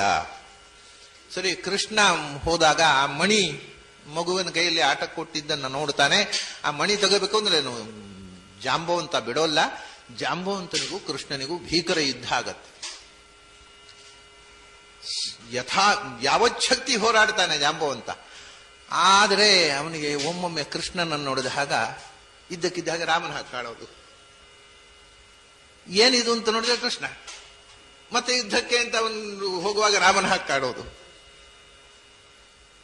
ಆಗ ಅವನಿಗೆ ಇದು ಭಗವಂತನ ರೂಪ ಅಂತ ಮನವರಿಕೆಯಾಗಿ ನಮಸ್ಕಾರ ಮಾಡಿ ಅವನು ರತ್ನವನ್ನು, ಕನ್ಯಾರತ್ನವನ್ನು ಎರಡನ್ನು, ನನ್ನ ಮಗಳು ಜಾಂಬವತಿಯನ್ನು ನಿನಗೆ ಕೊಟ್ಟಿದ್ದೇನೆ, ಈ ರತ್ನವನ್ನು ಕೊಟ್ಟಿದ್ದೇನೆ ಅಂತ ಅರ್ಪಣೆ ಮಾಡಿ ರಾಮಾವತಾರದಲ್ಲಿ ಮಾಡಿದ ಸೇವೆಯ ಪುಣ್ಯದ ಫಲವಾಗಿ ಕೃಷ್ಣಾವತಾರದಲ್ಲಿ ಕನ್ಯಾದಾನ ಮಾಡುವ ಪುಣ್ಯ ಬಂತವರು. ಸರಿ, ಜಾಂಬವತಿಯನ್ನು ಆ ಮಣಿಯನ್ನು ಕರ್ಕೊಂಡು ಬಂದ ಕೃಷ್ಣ. ಜಾಂಬವತಿಯನ್ನು ವಿವಾಹ ಮಾಡಿಕೊಂಡ. ಆ ರತ್ನವನ್ನು ಸತ್ರಾಜಿತನಿಗೆ ಕೊಟ್ಟ. ನೋಡಿ, ಈ ರತ್ನದ ಕಥೆ ಹೀಗೆ. ನಾನು ಎಲ್ಲೋ ಅಪಹರಿಸಿದ್ದೇನೆ, ನಿನಗೆ ಸಂಶಯ ಇತ್ತು, ಅದರ ನಿವಾರಣೆಗೋಸ್ಕರ ಇಷ್ಟೆಲ್ಲ ಕೆಲಸ ಮಾಡಿದೆ. ಸತ್ರಾಜಿತನಿಗೆ ನಾಚಿಕೆ ಆಗೋಯ್ತು, ಅನ್ಯಾಯವಾಗಿ ಕೃಷ್ಣನ ಮೇಲೆ ಅಪವಾದ ಹಾಕಿದನೆಲ್ಲ ಅಂತಂದ. ಕೃಷ್ಣ, ನೀನು ರತ್ನವನ್ನು ಅಪಹರಿಸಲಿಲ್ಲ, ಈಗ ನಾನೇ ನನ್ನ ಕನ್ಯಾರತ್ನವನ್ನು, ಈ ರತ್ನವನ್ನು ನಿನಗೆ ಅರ್ಪಿಸ್ತಾ ಇದ್ದೇನೆ ಅಂತ ಸತ್ಯಭಾಮೆಯ ಜೊತೆಗೆ ಆ ಸೆಮಂತಕವನ್ನು ಕೃಷ್ಣನಿಗೆ ಅರ್ಪಿಸಿದ. ಕೃಷ್ಣ ಹೇಳಿದ, ನೀನು ಕೊಟ್ಟ ಕನ್ಯಾರತ್ನವನ್ನು ಸ್ವೀಕರಿಸ್ತೇನೆ, ಈ ರತ್ನ ನಿನಗೆ ಸೂರ್ಯ ಕೊಟ್ಟದು ನಿನ್ನ ಬಳಿಯೇ ಇರಲಿ ಅಂತ ಮರಳಿಸಿಬಿಟ್ಟ. ಆ ರತ್ನವನ್ನ, ಸೆಮಂತಕವನ್ನ ಸತ್ರಾಜಿತನಿಗೆ ಕೊಟ್ಟ. ಸತ್ಯಭಾಮೆಯ ಜೊತೆಗೆ ವಿವಾಹ ಆಯಿತು. ರುಕ್ಮಿಣಿ, ಸತ್ಯಭಾಮೆ, ಜಾಂಬವತಿ 3 ಜನ ಪತ್ನಿಯರಾದರು ಕೃಷ್ಣನಿಗೆ. ಈಗ ಇಷ್ಟ ಆಗುವಾಗ ಸುದ್ದಿ ಬಂತು, ಸತ್ಯಭಾಮೆ ವಿವಾಹ ಆಗಿದೆ. ಸುದ್ದಿ ಬಂತು, ಪಾಂಡವರು ಅರಿಗಿನ ಮನೆಯಲ್ಲಿ ಸುಟ್ಟು ಹೋದರು ಅಂತಕ್ಕಂಥ ಸುದ್ದಿ ಬಂತು. ಸುಮಾರು ಕೃಷ್ಣನಿಗೆ ಈಗ 30 ವರ್ಷ. ಸರಿ, ಪಾಂಡವರು ಅರಿಗಿನ ಮನೆಯಲ್ಲಿ ಸುಟ್ಟು ಹೋದರು ಅಂತಕ್ಕಂಥ ಸುದ್ದಿ ಬಂತು. ವಿಜ್ಞಾತಾರ್ಥೋಪಿ ಗೋವಿಂದ, ಕೃಷ್ಣನಿಗೆ ಗೊತ್ತು ಸುಟ್ಟು ಹೋಗಲಿಲ್ಲ ಅಂತ. ಆದರೂ ಪಾಂಡವರು ಸುಟ್ಟು ಹೋದರು ಅಂತ ಅನ್ನೋದು ಸುಳ್ಳು, ನಿಜವಾಗಿ ಬದುಕಿದ್ದಾರೆ ಅನ್ನೋದು ದ್ರೌಪದಿ ವಿವಾಹ ಆಗುವ ತನಕ ಜಗತ್ತಿಗೆ ಗೊತ್ತಾಗಬಾರದು. ಅದಕ್ಕೋಸ್ಕರ ತನಗೂ ಗೊತ್ತಿಲ್ಲದವರ ಹಾಗೆ ಬಂಧುಗಳನ್ನ ಕಂಡು ಅಲ್ಲಿ ಸಮಾಧಾನ ಮಾಡಿ, ಅಯ್ಯೋ ಪಾಪ ಚಿಕ್ಕ ವಯಸ್ಸಿನಲ್ಲೇ ಹೊರಟು ಹೋಗ್ಬಿಟ್ರು, ಬೇಜಾರು ಮಾಡಬೇಡಿ, ಸಮಾಧಾನ ಹೇಳುವ ನಾಟಕ ಮಾಡಲಿಕ್ಕೆ ಹಸ್ತಿನಪುರಕ್ಕೆ ಹೋಗಿದ್ದಾನೆ ಕೃಷ್ಣ. ಹಸ್ತಿನಪುರಕ್ಕೆ ಹೋಗಿ ಧೃತರಾಷ್ಟ್ರ ದುರ್ಯೋಧನಾದಿಗಳು ಮೊಸಳೆ ಕಣ್ಣೀರು ಸುರಿಸ್ತಾ ಇದ್ದಾರೆ. ಭೀಷ್ಮಾಚಾರ್ಯ ನಿಜವಾಗಲ್ಲ, ಅವರ ಜೊತೆಗೆ ಇವನು ಒಂದಿಷ್ಟು ಕಣ್ಣೀರು ಸುರಿಸಿದ. ಪಾಪ ಒಳ್ಳೆ ಹುಡುಗರು, ಆ ಕಾಲದಲ್ಲಿ ಹೀಗೆ ಆಗಬಾರದಿತ್ತು ಅಂತ ಕೃಷ್ಣನೂ ಅಂದ. ಅವ್ರ ಜೊತೆಗೆ ತಾನು ಏನೂ ಗೊತ್ತಿಲ್ಲದವರ ಹಾಗೆ ಆಡ್ತಾ ಇದ್ದಾಗ ಸತ್ಯಭಾಮೆ ಓಡಿ ಬರ್ತಾಳೆ. ಏನಾಯಿತು ಅಂದ್ರೆ, ಅಲ್ಲಿ ಏನಾಗಿದೆ, ಎಲ್ಲ ಎಂಥೆಂಥ ದೊಡ್ಡವರಿಗೂ ಒಂದು ಸಣ್ಣ ದೌರ್ಬಲ್ಯ ನೋಡಿ. ಅಕ್ರೂರ, ಕೃತವರ್ಮ, ಅಕ್ರೂರ ಕೃಷ್ಣನ ಬಹಳ ಭಕ್ತ. ಆದ್ರೆ ಅಕ್ರೂರನಿಗೆ, ಕೃತವರ್ಮನಿಗೆಲ್ಲ ಒಂದು ಆಸೆ ಇತ್ತೇನು ಅಂದ್ರೆ, ಸತ್ಯಭಾಮೆಯನ್ನ ನಾವು ಮದುವೆ ಮಾಡ್ಕೋಬೇಕು ಅಂತ ಒಂದು ಆಸೆ. ಮದುವೆಗೆ ಸಿದ್ಧವಾದ ಹುಡುಗಿ, ಇವರು ಮದುವೆ ಸಿದ್ಧವಾದ ಹುಡುಗರು ನಮ್ಮ ಸಿದ್ಧರಾಗಬಹುದು ಅಂತ. ಸಾಧಾರಣ್ಯ ನಿರಾತಂಕ ಕನ್ಯಾಂ ಅನ್ಯೋಪಿ ಯಾಜತೆ ಅಂತ. ಮದುವೆಗೆ ಸಿದ್ಧವಾದ ಹುಡುಗಿ ಸಿಕ್ಕಿದ್ರೆ ಸಿಗಲಿ ಅಂತ ಒಂದು ಆಸೆ ಪಡೋದಕ್ಕೇನು ಹೇಳಿ ಇವರು ಆಸೆ ಪಟ್ಟಿದ್ರು. ಸರಿ, ಆಸೆ ಪಟ್ಟು ಇವನ ಸತ್ರಾಜಿತನ ಹತ್ರ ಕೇಳಿದ್ರು. ಅದಕ್ಕೇನಂತೆ ನೋಡೋಣ ಅಂದಿದ್ದ ಅವನು. ನೋಡೋಣ, ಹುಡುಗಿ ದೊಡ್ಡದ, ಮದುವೆ ಸಮಯ ಬಂದಾಗ ವಿಚಾರ ಮಾಡೋಣ, ಅದಕ್ಕೇನಂತೆ ನೋಡೋಣ. ಯಾಕಂದ್ರೆ 3-4 ಜನ ಕೇಳಿದ್ರು, ಯಾರಿಗೆ ಕೊಡೋದವ್ರು, ಅದೇ ನೋಡೋಣ ಅಂತ ಹೇಳಿದ್ದವ್ರು. ಆಯ್ತಪ್ಪ, ವಿಚಾರ ಮಾಡೋಣ ಅಂತ ಹೇಳಿದ. ಇವರೆಲ್ಲ ವಿಚಾರ ಮಾಡಿ ನಮಗೆ ಕೊಡ್ತಾನೆ ಅಂತ ನಿರೀಕ್ಷೆಯಲ್ಲಿ ಇದ್ರು. ಸತ್ಯಭಾಮೆಯನ್ನ ಕೃಷ್ಣನಿಗೆ ಕೊಟ್ಟು ವಿವಾಹ ಆದ ಕೂಡಲೇ ಇವರಿಗೆ ಒಂಥರ ಹೊಟ್ಟೆವ್ರಿ, ನಮಗೆ ಸಿಗಬೇಕಾಗಿತ್ತು, ನಾವು ಕೇಳಿದ್ದೆವು, ನಮಗೆ ಕೊಡದೆ ಕೃಷ್ಣನಿಗೆ ಕೊಟ್ಬಿಟ್ಟ. ಅದಕ್ಕೆ ಅಂತ ಹೇಳಿ ಏನ್ ಮಾಡಿದ್ರು, ಶತಧನ್ವನ ಹತ್ರ, ಕೃತವರ್ಮ ತನ್ನ ಸೋದರ ಶತಧನ್ವನ ಹತ್ರ ಹೇಳ್ತಾನೆ, ನೋಡು ನಮಗ್ ಮೋಸ ಮಾಡಿದ್ದಾನೆ ಅವ, ಅಕ್ರೂರ್ನು ಸೇರಿದ್ದಾನೆ ಅದರಲ್ಲಿ, ನಮಗ್ ಮೋಸ ಮಾಡಿದ್ದಾನೆ ಅಕ್ರೂರ. ಕೃತವರ್ಮ ಹೇಳ್ತಾರೆ, ಅದಕ್ಕೆ ಏನು ಅಂದ್ರೆ, ನಮಗೆ ಕನ್ಯಾ ರತ್ನ ಸಿಗಲಿಲ್ಲ, ಆ ರತ್ನ ಆದ್ರೂ ಅಪಹಾರ ಮಾಡು, ಆ ಸೆಮಂತಕ ಮಣಿ ಆದ್ರೂ ಅವನಿಂದ ಅಪಹಾರ ಮಾಡಿತಾ ನಾವು ಇಟ್ಟುಕೊಳ್ಳೋಣ, ಅವನಿಗೆ ರತ್ನ ಬೇಡ, ಅವ್ನು ಕನ್ಯಾ ರತ್ನ ನಮಗೆ ಕೊಡ್ಲಿಲ್ಲ, ರತ್ನ ಅವನಿಗೆ ಸಿಗದೆ ಹಾಗೆ ಮಾಡೋಣ, ಆ ಸೆಮಂತಕ ಮಣಿಯನ್ನು ಅಪಹಾರ ಮಾಡಿಬಿಡು ಅಂತ ಶತಧನ್ವನಿಗೆ ಹುರಿದುಂಬಿಸ್ತಾರೆ. ಸರಿ, ಕೃಷ್ಣ ಇಲ್ಲದೆ ಇದ್ದ ಸಮಯ ನೋಡಿ, ಕೃಷ್ಣ ಇದ್ರೆ ಇದೆಲ್ಲ ಆಗೋಲ್ಲ ಅಂತ ಗೊತ್ತು ಎಲ್ರಿಗೂ. ಕೃಷ್ಣ ಏನ್ ಹಸ್ತಿನಪುರಕ್ಕೆ ಹೋಗಿದ್ದ ಸಮಯ ನೋಡಿ, ಇವನು ಮಣಿಯನ್ನ ಅಪಹಾರ ಮಾಡ್ಲಿಕ್ಕೆ ಅಂತ ಇವರು ಪ್ರಚೋದನೆ ಮಾಡಿದರೆ ಅವನು ದೂರ್ತಾ ಇದ್ದ. ಅವನು ಮಣಿ ಸಿಗಲಿಲ್ಲ ಅಂತ ಸತ್ರಾಜಿತನನ್ನ ಕೊಂದು ಮಣಿ ಅಂತ ಸತ್ಯಭಾಮೆಯ ತಂದೆಯನ್ನು ಕೊಲೆ ಮಾಡಿಬಿಟ್ಟ ಶತಧನ್ವ. ಸತ್ಯಭಾಮೆ ನೇರ ಕೃಷ್ಣನ ಹತ್ರ ಬಂದು ಸುದ್ದಿ ಮುಟ್ಟಿಸಿದ್ರು, ಹಸ್ತಿನಪುರಕ್ಕೆ ಬಂದು ಶತಧನ್ವ ತಂದೆಯ ಕೊಲೆ ಮಾಡಿದ್ದಾನೆ, ಮಣಿಯನ್ನು ಅಪಹಾರ ಮಾಡಿದ್ದಾನೆ ಅಂತ. ಕೃಷ್ಣ ತಕ್ಷಣ ಅಲ್ಲಿಂದ ದ್ವಾರಕೆಗೆ ಬಂದ. ದ್ವಾರಕೆಗೆ ಬಂದು ಇನ್ನೇನು ಶತಧನ್ವನನ್ನ ಬೆನ್ನಟ್ಟಬೇಕು ಅನ್ನುವಾಗ ದ್ರೌಪದಿ ಸ್ವಯಂವರದ ಸುದ್ದಿ ಬಂತು. ಕೃಷ್ಣ ಹೇಳಿದ, ಎಲ್ಲ ಯಾದವರು ಹೊರಡ್ರಿ, ನಿಮಗೊಂದು ಹೊಸ ಸುದ್ದಿ ನೋಡ್ಲಿಕ್ಕಿದೆ ಬರ್ರಿ ಅಂತ. ಯಾಕಂದ್ರೆ ಪಾಂಡವರು ದ್ರೌಪದಿಯನ್ನು ಒರೆಸುವುದನ್ನು ಯಾದವರಿಗೆ ತೋರಿಸಬೇಕು ಅಂತ ಎಲ್ಲ ಯಾದವರನ್ನ ಕರ್ಕೊಂಡು ಹೋಗಿ ಯಾರು ಲಕ್ಷ್ಯವೇಧ ಮಾಡಬೇಡಿ, ಮದುವೆ ನೋಡ್ಲಿಕ್ಕೆ ಮೊದಲೇ ಅವ್ ಗೊತ್ತು ಲಕ್ಷ್ಯವೇಧ ಮಾಡಬೇಡಿ, ಮದುವೆ ನೋಡ್ಲಿಕ್ಕೆ ಬರ್ರಿ ಅಂತ ಎಲ್ಲರನ್ನು ಕರ್ಕೊಂಡು ಹೋದ. ಪಾಂಡವರು ಮತ್ತೆ ಬದುಕಿದ್ದಾರೆ ಅನ್ನುವ ಸುದ್ದಿಯ ಜೊತೆಗೆ ದ್ರೌಪದಿಯನ್ನು ಒರೆಸಿದ ಸುದ್ದಿ ಗೊತ್ತಾಗುವ ತನಕ ಅಲ್ಲಿ ನಿಂತು ಲಕ್ಷ್ಯವೇಧ ಆಗುವಾಗ ಅರ್ಜುನನಿಗೆ ಹರಸಿ ಅವನು ಲಕ್ಷ್ಯವೇಧ ಆಗೋ ಹಾಗೆ ಮಾಡಿದ. ಅದು ಅರ್ಜುನ ಅಂತ ಯಾರಿಗೂ ಗೊತ್ತಿಲ್ಲ. ಆವಾಗ ಬಲರಾಮನ ಹತ್ರ ಹೇಳ್ತಾನೆ, ಅದು ಯಾರು ಗೊತ್ತಾಯ್ತಾ ಅಣ್ಣ? ಯಾರೋ ಬ್ರಾಹ್ಮಣರ ಹುಡುಗ ಇದ್ದಾಗಿದ್ದಾನೆ, ಅದು ಒಳ್ಳೆ ಸೂಟ್ ಇದ್ದಾನೆ, ಯಾರು ಗೊತ್ತಿಲ್ಲ ಅಂತಾನೆ ಬಲರಾಮ. ಅದು ಯಾರೋ ಅಲ್ಲ, ಅರ್ಜುನ ಅದು. ಬಲರಾಮ ಬೈತಾನೆ, ಅಲ್ಲಪ್ಪ ನಿನಗಿನ್ನೂ ಸಂಶಯವೋ? ನಾನು ಕೃಷ್ಣ ಹೌದಾ? ನೀನು ಕೃಷ್ಣ ಆದ್ರೆ ಇನ್ನೇನು? ನಾನು ಕೃಷ್ಣ ಹೌದಾದ್ರೆ ಅವನು ಅರ್ಜುನ ಹೌದು. ಹೀಗೆ ಯಾದವರಿಗೆ ಅವನು ಅರ್ಜುನ ಅಂತ ಘೋಷಣೆ ಮಾಡಿ ಅವರು ಕುಂಬಾರನ ಮನೆಯಲ್ಲಿ ಹೋಗಿದ್ದಾಗ ಅಲ್ಲಿ ಹೋಗಿ ಉಡುಗೊರೆ ಕೊಟ್ಟು, ಮದುವೆ ಉಡುಗೊರೆ. ಹೇಗೆ ಗೊತ್ತಾಯ್ತಪ್ಪ ನಾವಿಲ್ಲಿದ್ದೇವೆ ಅಂತ ಧರ್ಮರಾಜ ಕೇಳ್ತಾನೆ. ಬೆಂಕಿ ಮುಚ್ಚಿಟ್ರು ಬಿಸಿ ತಾಗತ್ತಪ್ಪ, ನೀವು ಎಲ್ಲಿದ್ರು ಗೊತ್ತಾಗತ್ತೆ ಅಂತ ಹೇಳಿ ಅವರನ್ನ ಆಶೀರ್ವದಿಸಿ ಅಲ್ಲಿಂದ ಮತ್ತೆ ದ್ವಾರಕೆಗೆ ಹೊರಟು ಹೋಗಿ ಶತಧನ್ವನ ಬೆನ್ನು ಹತ್ತಾನೆ ಕೃಷ್ಣ ಅಂತ ಗೊತ್ತಾದ ತಕ್ಷಣ ಶತಧನ್ವ ಏನು ಮಾಡಿದ, ಇನ್ನು ನನ್ನ ಕೈಲಿ ಮಣಿ ಇದ್ರೆ ನನ್ನನ್ನು ಕೊಂದೇ ಬಿಡ್ತಾನೆ ಅಂತ ಹೇಳ್ಕೊಂಡು ಮಣಿಯನ್ನು ಅಕ್ರೂರನ ಕೈಲಿ ಕೊಟ್ಟ. ಮಣಿ ಇಟ್ಕೊಳ್ಳಿ, ನೀವು ಕನ್ಯಾರತ್ನ ಇಳಿದ್ರು ರತ್ನ ಬೇಕು, ನೀವೇ ಇಟ್ಕೊಳ್ಳಿ ಅಂತ ಮಣಿ ಕೊಟ್ಟ. ಇವನು ಕುದುರೆ ಹತ್ತಿ ಓಡಿದರೆ ಕೃಷ್ಣ ಬೆನ್ನು ಹತ್ತಿ ಶತಧನ್ವನನ್ನ ಕೊಂದು ನೋಡಿದರೆ ಅವನ ಕೈಯಲ್ಲಿ, ಅವನ ಕೊರಳಲ್ಲಿ, ಅವನ ಬಟ್ಟೆಯಲ್ಲಿ ಎಲ್ಲಿಯೂ ಮಣಿ ಇಲ್ಲ. ಬಂದು ಹೇಳಿದ, ಅಣ್ಣ ಮಣಿ ಇರಲಿಲ್ಲ ಅಲ್ಲಿ. ಬಲರಾಮನಿಗೆ ಸಂಶಯ, ಎಲ್ಲೋ ಇದು ಮಣಿ ಅಡಿಗಿಸಿ ಇಟ್ಟುಕೊಂಡು ಸುಳ್ಳು ಹೇಳ್ತಾ ಇದ್ದಾನೆ ನನ್ನ ಹತ್ರ. ಯಾಕಂದ್ರೆ ಮಣಿಯ ಮೇಲೆ ಬಲರಾಮನಿಗೆ ಒಂಚೂರು ಆಸೆ ಇತ್ತು, ಮಣಿ ಸಿಕ್ಕಿದ್ರೆ ನಾನು ಅದನ್ನು ಹಾಕೊಂಡು ತಿರುಗಬೇಕು ಅಂತ. ಅದಕ್ಕೋಸ್ಕರ ಏನ್ ಮಾಡಿದ, ಇಲ್ಲೋ ಇವನು ಇದೆ, ಅದನ್ನ ಹೆಂಡತಿ ಕೊಡ್ತಾನೆ, ನನಗೆ ಕೊಡ್ಬೇಕಾಗತ್ತೆ ಅಂತ ಇಲ್ಲ ಅಂತ ಹೇಳ್ತಾನೆ ಅಂತ ಬಲರಾಮನಿಗೆ ಸಂಶಯ. ಅದಕ್ಕೋಸ್ಕರ ಬೇಜಾರದಲ್ಲಿ ಮಿಥಿಲೆಗೆ ಹೊರಟೋಗ್ಬಿಡ್ತಾನೆ ಬಲರಾಮ, ತಮ್ಮನ ಮೇಲೆ ಬೇಜಾರದಲ್ಲಿ. ಇದೇ ಸಮಯ ಅಂತ ಹೇಳ್ಕೊಂಡು ದುರ್ಯೋಧನ, ಯಾಕಂದ್ರೆ ಭೀಮಸೇನ ಅಲ್ಲಿ ಗದಾಯುದ್ಧ ಕಲ್ತಿದ್ದಲ್ಲ, ಬಲರಾಮನ ಹತ್ರವೇ ಯಾರ ಹತ್ರ ಭೀಮಸೇನ ಗದಾಯುದ್ಧ ಕಲ್ತನೋ ಅವನ ಹತ್ರ ಕಲಿಬೇಕು ಅಂತ ಮಿಥಿಲೆ ಹೋಗಿ, ಗುರುಗಳೇ ನನಗೆ ಗದಾಯುದ್ಧ ಕಲಿಸಿ ಅಂತ ಅಲ್ಲಿ ಹೋಗಿ ಸೇರ್ಕೊಂಡ ದುರ್ಯೋಧನ. ಇಲ್ಲಿ ಕೃಷ್ಣ ಒಬ್ಬನೇ ದ್ವಾರಕೆಯಲ್ಲಿ, ಅಲ್ಲಿ ಬಲರಾಮ ಅಲ್ಲಿ, ದುರ್ಯೋಧನ ಅಲ್ಲಿ ಹೋಗಿ ಸೇರ್ಕೊಂಡ. ಗದಾಯುದ್ಧ ಎಲ್ಲ ಕಲಿತ ಮೇಲೆ, ಗುರುಗಳೇ ನನಗೊಂದು ಶಿಷ್ಯ ದಕ್ಷಿಣೆ ಕೊಡಬೇಕು, ನೀವು ಗುರುದಕ್ಷಿಣೆ ಕೊಡೋಲ್ಲ ನಾನು, ಶಿಷ್ಯ ಏನು ನಿಮ್ಮ ತಂಗಿ ಸುಭದ್ರೆ ನಾನು ಕೊಟ್ಟು ಮದುವೆ ಮಾಡ್ತೀನಿ. ಆಯ್ತು ನಿನಗೆ ಕೊಡ್ತೀನಿ ಅಂತ ಮಾತು ಕೊಟ್ಟ ಬಲರಾಮ. ಸರಿ, ಇನ್ನು ಕೆಲಸ ಆಯ್ತು ಅಂತ ಬಂದ ದುರ್ಯೋಧನ. ಇಲ್ಲಿ ಕೃಷ್ಣ ಏನ್ ಮಾಡಿದ, ಬಲರಾಮ ಬೇಸರ ಪಟ್ಟುಕೊಂಡು ಹೋಗಿದ್ದಾನೆ, ಇದನ್ನು ಮತ್ತೆ ಪರಿಹಾರ ಆಗ್ಬೇಕಲ್ಲ ಈ ಸಮಸ್ಯೆ. ಸತ್ರಾಜಿತು ಅಪವಾದ ಹಾಕಿದ್ದಕ್ಕೆ ಪರಿಹಾರ ಆಯ್ತು, ಈ ಬಲರಾಮ ಬೇಸರ ಪಟ್ಟುಕೊಂಡು ಹೋಗಿದ್ದಾನಲ್ಲ ಅಂತ ಅದು ಅಕ್ರೂರ ಅಡಗಿಸಿಕೊಂಡು ಅವನು ತಲೆಮರೆಸಿಕೊಂಡು ಕೂತಿದ್ದ. ಕೃಷ್ಣ ಒಂದ್ ದಿವಸ ಅಕ್ರೂರನನ್ನು ಬರ್ಲಿಕ್ಕೆ ಹೇಳಿದ, ಬಂದು ನೋಡಪ್ಪ, ನೀನು ಎಷ್ಟು ಅಡಗಿ ಕೂತರೂ ನಿನ್ನ ಹತ್ರ ಮಣಿ ಇದೆ ಅನ್ನೋದು ನನಗ್ ಗೊತ್ತಿದೆ, ಆದ್ರೆ ನನ್ನ ಅಣ್ಣನಿಗೆ ಗೊತ್ತಿಲ್ಲ, ನಾನು ಅಡಗಿಸಿಟ್ಟಿದ್ದೇನೆ ಅಂತ ತಿಳ್ಕೊಂಡಿದ್ದಾನೆ, ತೋರಿಸುವ ಆ ಮಣಿಯನ್ನ ಅಂದ. ಅಕ್ರೂರ ಹೆದರಿ, ತಪ್ಪಾಯ್ತು, ಹೌದು ನನ್ನ ಹತ್ರ ಇರೋ ನಿಜ, ತಗೋ ಅಂತ ಕೃಷ್ಣನೇ ಕೊಡ್ತಾನೆ. ನನಗೆ ಬೇಡಯ್ಯ, ನಮ್ಮ ಅಣ್ಣನಿಗೆ ಸಂಶಯ ಪರಿಹಾರಕ್ಕೋಸ್ಕರ ನಿನ್ನ ಹತ್ರ ಕೇಳಿ, ನೀವೇ ಇಟ್ಟುಕೋ ಅಂತ ಅಣ್ಣನನ್ನ ಕರೆದು, ನೋಡಣ್ಣ ಮಣಿಯಲ್ಲಿದೆ ಗೊತ್ತಾಯ್ತಲ್ಲ. ಬಲರಾಮನಿಗೆ ಕೋಪ ಶಾಂತ ಆಯ್ತು, ಪಕ್ಕ ಕೋಪ, ಅವರು ಸ್ವಲ್ಪ ಮುಂಗೋಪ, ಸರಿ ಶಾಂತ ಆಯ್ತು, ಬಂದ್ಬಿಟ್ಟು ಮತ್ತೆ ತಮ್ಮನ ಜೊತೆ ಕೂತ. ಬಲರಾಮ ದ್ವಾರಕೆಗೆ ಬಂದ ಮೇಲೆ ಕೃಷ್ಣ ಮತ್ತೆ ಪಾಂಡವರನ್ನು ನೋಡ್ಲಿಕ್ಕೋಸ್ಕರ ಹೋದ. ಆವಾಗ ಪಾಂಡವರು ಇಂದ್ರಪ್ರಸ್ಥದಲ್ಲಿ ವಾಸ ಮಾಡ್ಲಿಕ್ಕೆ ಕಳಿಸಿಕೊಟ್ಟಿದ್ದಾನೆ ಧೃತರಾಷ್ಟ್ರ. ಇಂದ್ರಪ್ರಸ್ಥದಲ್ಲಿ ಹೋಗಿರಿ ಅಂತ, ಅಲ್ಲಿ ರಾಜ್ಯ ಕಟ್ಟಿಕೊಂಡಿರಿ ಅಂತ ಇಂದ್ರಪ್ರಸ್ಥಕ್ಕೆ ಹೋದ. ಏನ್ ಕೃಷ್ಣ ಇಷ್ಟು ಸಮಯ ಬರಲೇ ಇಲ್ಲ ನೀನು ಅಂತ ಕುಂತಿ ಕೇಳ್ತಾಳೆ. ಏನ್ ಮಾಡೋದು, ನಮ್ಮ ಅಣ್ಣ ಊರಲ್ಲಿ ಇರ್ಲಿಲ್ಲ, ಹಾಗಾಗಿ ಬರ್ಲಿಕ್ಕೆ ಆಗ್ಲಿಲ್ಲ, ಅಣ್ಣ ಬಂದ ಮೇಲೆ ಬಂದೆ ಅಂತ ಹೇಳ್ತಾರೆ. ಎಲ್ಲಿ ನೋಡಿದ್ರು ವಿರೋಧ ಕೃಷ್ಣನಿಗೆ.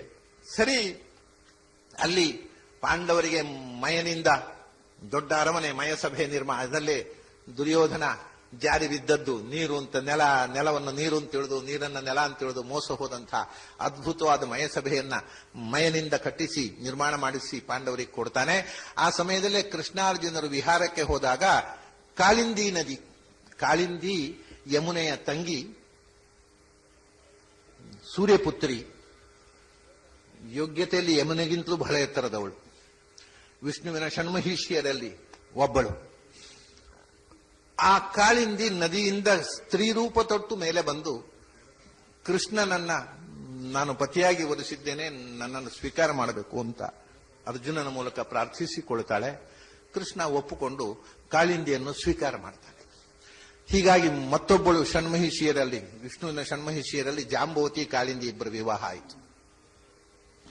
ಅದಾದ ಮೇಲೆ ಮತ್ತೆ ಏನಾಗತ್ತೆ ಅಂದರೆ, ವಸುದೇವನ ತಂಗಿ ಉಜ್ಜಯಿನಿಯ ರಾಜನಿಗೆ ಕೊಟ್ಟದವಳನ್ನ ರಾಜಾಧಿದೇವಿ ಅಂತ, ಅವಳಿಗೆ ವಿಂದಾನವಿಂತ ಇಬ್ಬರು ಗಂಡು ಮಕ್ಕಳು, ಮಿತ್ರವಿಂದ ಅಂತ ಒಬ್ಬಳು ಮಗಳು. ಸರಿ, ಆ ರಾಜಾಧಿದೇವಿಯ ಮಗಳು ಮಿತ್ರವಿಂದ ರುಕ್ಮಿಣಿಯಂತೆ ಕೃಷ್ಣನನ್ನಲ್ಲದೆ ಇನ್ನೊಬ್ಬನನ್ನ ನಾನು ಮದುವೆ ಆಗಲ್ಲ ಅಂತ ಅನನ್ಯವಾಗಿ ಭಕ್ತಿಯಿಂದ ಕೃಷ್ಣನನ್ನ ಆರಾಧಿಸ್ತಾ ಇದ್ದವಳು. ಈ ವಿಂದಾನವಿಂದರು ರುಕ್ಮಿಯ ಹಾಗೆ, ರುಕ್ಮಿಣಿಯ ಅಣ್ಣ ಹಾಗೆ, ಅವನು ಕೃಷ್ಣನಿಗೆ ಎಷ್ಟು ಮಾತ್ರ ಕೊಡೋದಿಲ್ಲ, ನಮ್ಮ ಶತ್ರು ಅವನು ಅಂತ ಅವರಿಗೆ ದ್ವೇಷ ಕೃಷ್ಣನ ಮೇಲೆ.